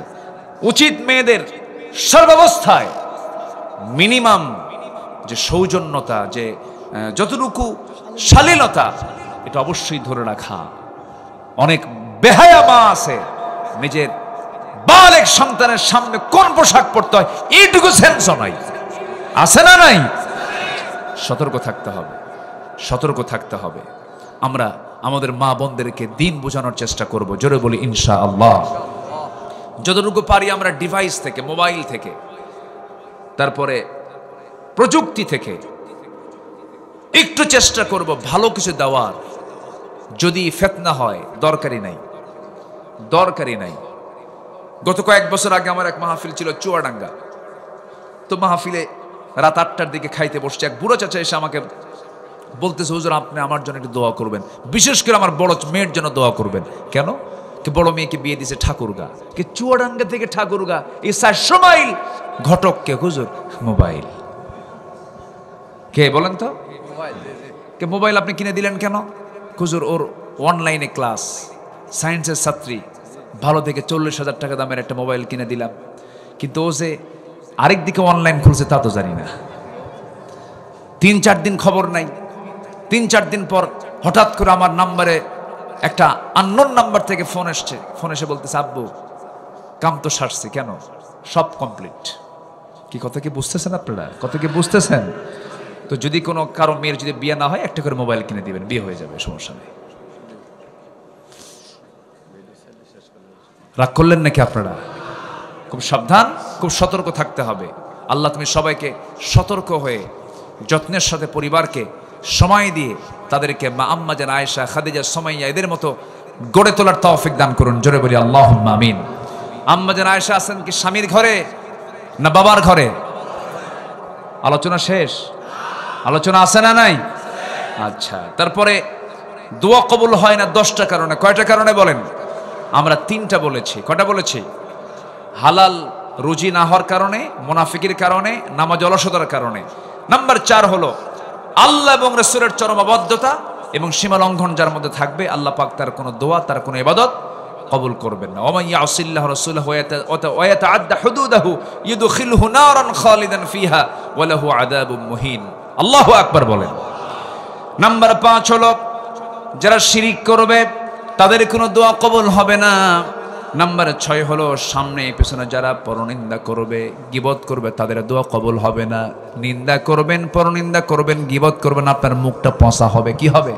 পচা হয়ে যাবে। ওয়াইলুল লিকুল্লি হুমাযাতিল লুমাযা আল্লাযী জামআ মালান ওয়া আদ্দাদা ইয়াহসাবু আন্না মালাহু আখলাদাহ কাল্লা লায়ুনবাযান্না ফিল হুতামাতি ওয়া মা আদরাকা মাল হুতামা নারুল্লাহিল মুকাদাতুল্লাতী তাত্তালিউ আলাল আফইদা ইন্নাহা আলাইহিম মুসাদা ফি আমাদিম মুমাদ্দাদা। দাদা, এখানে দাদা আছে না? কি আছে? দাদা আছে। তো ছোট্ট একটা বাচ্চা একদিন আমাকে বলতেছে, হুজুর দাদার সূরা আছে, নানার সূরা নাই। মানে যেখানে দাদা খুঁজে পাইছে, এটা সেই দাদা না, মারাত্মক ভয়ঙ্কর আয়াত এটা। যারা সামনে পেছনে যারা মানুষের দুর্নাম করে বেড়ায়, আল্লাহ বলছেন তাদের ধ্বংস হয়ে যাক। তাদের কি হয়ে যাক? ধ্বংস হয়ে যাক। আল্লাহ পাক এরকম পরচর্চা থেকে আল্লাহ পাক আমাদেরকে হেফাজত করুন। আমরা পরের দোষ চর্চা করবো না নিজের দোষ চর্চা করব? পরের চর্চা না নিজের চর্চা? আমার নিজের মধ্যে কি আকাম কুকাম আছে এগুলো ঠিক করি আগে, অন্যের দোষ দেখার সময় আমার নাই। নাম্বার 7 হলো আল্লাহকে ভুলে থাকা, মন্দ কাজের আদেশ করা। এই কাজটা যাদের থাকবে তাদের দোয়া কবুল হবে না। ইন্নাল মুনাফিকিনা হুমুল ফাসিকুন, এরাই হলো ফাসিক। নাম্বার 8 হলো শয়তানের পদাঙ্ক অনুসরণ করলে পরে আল্লাহর কাছে দোয়া কবুল হবে না, ইবাদত কবুল হবে না। নাম্বার 9 হলো লোক দেখানো ইবাদত করলে পরে আমি নামাজ পড়ছি, আমি দান করছি, আমাকে দেখছে, আমাকে দানবীর বললো, আমি হজ করেছি, আমাকে হাজি বলবে, এমন নিয়ত থাকলে তার কোনো দোয়া কবুল হবে না, ইবাদত কবুল হবে না। সর্বশেষ হলো কুফরি করা। আল্লাহ রাব্বুল আলামিন বলেন, ইন্নাল্লাযীনা কাফারু লান তুগনিয়া আনহুম আমওয়ালুহুম ওয়ালা আওলাদুহুম মিনাল্লাহি শাইআ ওয়া উলাইকা হুম ওয়াকুদুন নার। সূরা আলে ইমরান আয়াত নাম্বার 10। আল্লাহ বলছেন যারা কুফরি করবে, যারা কাফের হয়ে যাবে, তাদের কোনো সম্পদ, তাদের কোনো সন্তান কোনো কাজে আসবে না, তারা চির জাহান্নামী হয়ে যাবে, তাদের কোনো দোয়া কবুল হবে না। এই 10টা বদগুণ থেকে আমাকে আপনাকে আল্লাহ পাক হেফাজত করুন, জোরে বলি আমিন। আম্মা জান আয়েশা কার বাড়ি বলেন? আসতে বলবেন না, কার বাড়ি? স্বামীর ঘর না বাপের ঘর? বিয়ের আগে মেয়েদেরকে মানায় কার বাড়িতে? বিয়ের আগে বলেন, বলেন কার বাড়ি? বিয়ের পরে মানায় কার বাড়ি? বিয়ের পরে যে মহিলা শুধু বাপ বাপ করবে, বাপের বাড়ির দিকে প্রাধান্য দেবে, সংসার হবে না, ধ্বংস হবে। বলেন, বলেন, বলেন, বলেন। বিয়ের আগে শ্রেষ্ঠ বাড়ি কোনটা? বলেন, বলেন। বিয়ের পরে শ্রেষ্ঠ ঘর কোনটা? স্বামীর ঘর হলো শ্রেষ্ঠ ঘর। আমার নবীজির স্ত্রী আম্মা জান আয়েশা বাবার ঘরে আছেন, কিন্তু মনটা পড়ে আছে কার ঘরে? কার ঘরে? স্বামীর ঘরে। 40 দিন পার হয়ে গেল, আল্লাহর পক্ষ থেকে আয়াত নাযিল হয়ে গেছে, আম্মা জান আয়েশার দোয়া কবুল হয়ে গেছে, নবীর দোয়া কবুল হয়ে গেছে। ইন্নাল্লাযীনা জাউ বিল ইফকি উসবাতুম মিনকুম। হে রাসূল, আয়েশার ব্যাপারে যে সমস্ত কথাগুলো আপনার কানে দিয়েছিল সম্পূর্ণ মিথ্যা ভিত্তিহীন অলিক কথা, এগুলোর চুল পরিমাণ কোনো মূল্যায়ন করবেন না। আয়েশা পুত পবিত্র সম্পূর্ণ ভালো মহিলা, কোনো সমস্যা নাই। আমার আল্লাহর পক্ষ থেকে যখন এই আয়াতটা নাযিল হলো, রাসূল নিজেই দৌড় মেরে চলে গেলেন শ্বশুর বাড়িতে, গিয়ে ডাকছেন, আয়েশা তুমি কোথায়? আয়েশা তুমি কোথায়? হুমায়রা তুমি কোথায়? হুমায়রা রে, লাল টুকটুক আয়েশা তুমি কোথায়? বারবার গুণবাচক শব্দ প্রয়োগ করে ডাকতেছেন, কিন্তু আম্মা জান আয়েশা ছিলেন খুব মেধাবী মানুষ, সামনে গিয়ে দাঁড়ালেন, কোনো কথা বললেন না। আয়েশা কথা কেন বলো না? আল্লাহ পাক আয়াত নাযিল করেছেন, তোমার কোনো দোষ নাই। এবার তিনি বলছেন, ঠিক আছে আমি কারো প্রশংসা করব না, আমি ইব্রাহিমের আল্লাহর প্রশংসা করি। কার আল্লাহর? বলেন কার আল্লাহর? বলেন। চলে গেছে কোন নবীর কাছে? জাতির পিতার কাছে চলে গেছে। রাসূল মুস্কি মুস্কি হাসি মেরে বলছে, আয়েশা তোমার রাগ কিন্তু এখনো আছে, তোমার কথার ভাঁজ ভালো না। যেরকম সুবহানাল্লাহ বলেন। কি বিজ্ঞচিত উত্তর ছিল তাদের, রাগটাও ছিল কত সুন্দর হেকমতে ভরা। তিনি যে রেগে আছেন, রাগের জবাবটা কত সুন্দর করে দিচ্ছেন, যে আমি কারো প্রশংসা করি না, আমি ইব্রাহিমের আল্লাহর প্রশংসা করি। আমার রাসূল বলছেন, আয়েশা তুমি এখনো রেগে আছো, আমি বুঝতে পারছি, তুমি ইব্রাহিমের আল্লাহ বলছো, আমি টের পেয়েছি, চলো আমরা চলে যাই। হুমায়রা বলে, লাল টুকটুকে মহিলা বলে, মেয়েদের প্রশংসা করলে মেয়েরা খুশি কম হয় না বেশি হয়? আর পুরুষের প্রশংসা করলে রাগ না। পুরুষের যদি প্রশংসা করে তখন ভাবে কি এত প্রশংসা কেন, মতলব কি তোর? এই মতলব কি? কি কথা কি বুঝতেছেন? পুরুষের প্রশংসা করলে সন্দেহ হয়, কি খবর, ও কি ধান্দা কি করতেছে, ও আমারে এত গুণগান গায় কেন? মতলব খারাপ। আর যদি মেয়েদেরকে যদি আপনি প্রশংসা করেন, দেখবেন যে প্রশংসা পাওয়ার যোগ্য না, তাও প্রশংসা করতেছেন কেন? আমি আসলেই ভালো না, আমি আসলেই ভালো। আল্লাহ পাক মেয়েদেরকে এমন করি, এমন তবিয়তই আল্লাহ পাক তাদেরকে বানিয়েছেন। দেখেন না, সংসদে 16 বছর ধরে মমতাজ কত গান গাইলো, মনে আছে আপনাদের? মনে আছে না? ঘরে ঘরে বিদ্যুৎ পৌঁছা দিচ্ছে, 7 ঘন্টা বিদ্যুৎ থাকে না, কি সুন্দর করে গজল টজল গাইছে। হ্যাঁ, তো এইগুলো হচ্ছে মেয়েদের সামনে গাওয়া যায়, পুরুষের সামনে এগুলো চলে না, পুরুষের সামনে এগুলো চলে না। তবে মেয়েদের আল্লাহ পাক এই তবিয়ত দেওয়ার কারণও আছে। আল্লাহ পাক মেয়েদেরকে এই তবিয়ত না দিলে সংসারও হতো না। আল্লাহ জানেন কার মধ্যে কি দিতে হবে। মেয়েরা কথা বলে কম না বেশি বলেন? পুরুষরা কথা বলে কম, পুরুষের কথার ঘনত্ব কম, মেয়েদের কথার ঘনত্ব বেশি। এক কথা একবার না বারবার? মেয়েরা এক কথা একবার না বারবার? বেগুন পচা কিনে নিয়ে গেছেন, দুপুর পর্যন্ত শুধু বেগুন পচা, বেগুন পচা, দুপুর পর্যন্ত কথা বলেন নাই? আল্লাহ পাক মেয়েদেরকে নেচার দিয়েছেন, এটা আপনি শুনতে হবে। কেন মেয়েরা এক কথা বারবার কেন বলে? বাচ্চা লালন পালন করতে গেলে এক কথা একবার না বারবার? আপনি পারবেন এক কথা বারবার বলতে পারবেন? বাচ্চা নেওয়ার দায়িত্বে একবেলা নিবেন, বউ যদি বলে তুমি এই একবেলা 3টা পর্যন্ত এই বাচ্চাটা দেখবা, সকাল থেকে 3টা পর্যন্ত বাচ্চা আসার খাবে কয়টা কম? আপনি পারবেন না, এক কথা বারবার বলতে পারবেন না, আসার শুধু খাবে। কিন্তু মায়েরা এক কথা বারবার বলে, বাবা থাম, বাবা এই যে বাবা, এই যে বাবা, কত কথা, কত স্বপ্ন, কত কি বলতেছে, এরপরও মার কোনো বিরক্তি নাই। সুবহানাল্লাহ। তাহলে মেয়েদের কথা কম বলা দরকার না বেশি বলা দরকার? মায়েরা বেশি কথা বলবেন। জি, আসুন আমরা অনেক কথা বলেছি, যতটুকু হয়েছে আমরা বলে ফেলি আলহামদুলিল্লাহ। জোরে বলি আলহামদুলিল্লাহ। জি জি, আমরা দোয়ার জন্য প্রিপারেশন নিয়ে ফেলি। এর মাঝে যেহেতু শুনতে চেয়েছেন, আমরা ছোট্ট একটা গজলের মধ্য দিয়ে আমরা দোয়ার দিকে যাব ইনশাআল্লাহ। সুবহানাল্লাহ, আলহামদুলিল্লাহ, লা ইলাহা ইল্লাল্লাহ, সুবহানাল্লাহ, আলহামদুলিল্লাহ, লা ইলাহা ইল্লাল্লাহ। তুমি বাঁচাও, তুমি মারো, অবিরত ক্ষমা করো। তুমি বাঁচাও, তুমি মারো, অবিরত ক্ষমা করো। ধরার যে জন তাকে ধরো, ধরার যে জন তাকে ধরো। তোমার মুঠোয় সবই আল্লাহ। সুবহানাল্লাহ, আলহামদুলিল্লাহ, লা ইলাহা ইল্লাল্লাহ। তোমার রিজিক খেয়ে পড়ে অবাধ্য হই কেমন করে। খুঁজে না পাই কোনো ভাষা, খুঁজে না পাই কোনো ভাষা। শুকর গুজার করার আল্লাহ। সুবহানাল্লাহ, আলহামদুলিল্লাহ, লা ইলাহা ইল্লাল্লাহ। সবাই বলুন সুবহানাল্লাহ, আলহামদুলিল্লাহ, লা ইলাহা ইল্লাল্লাহ।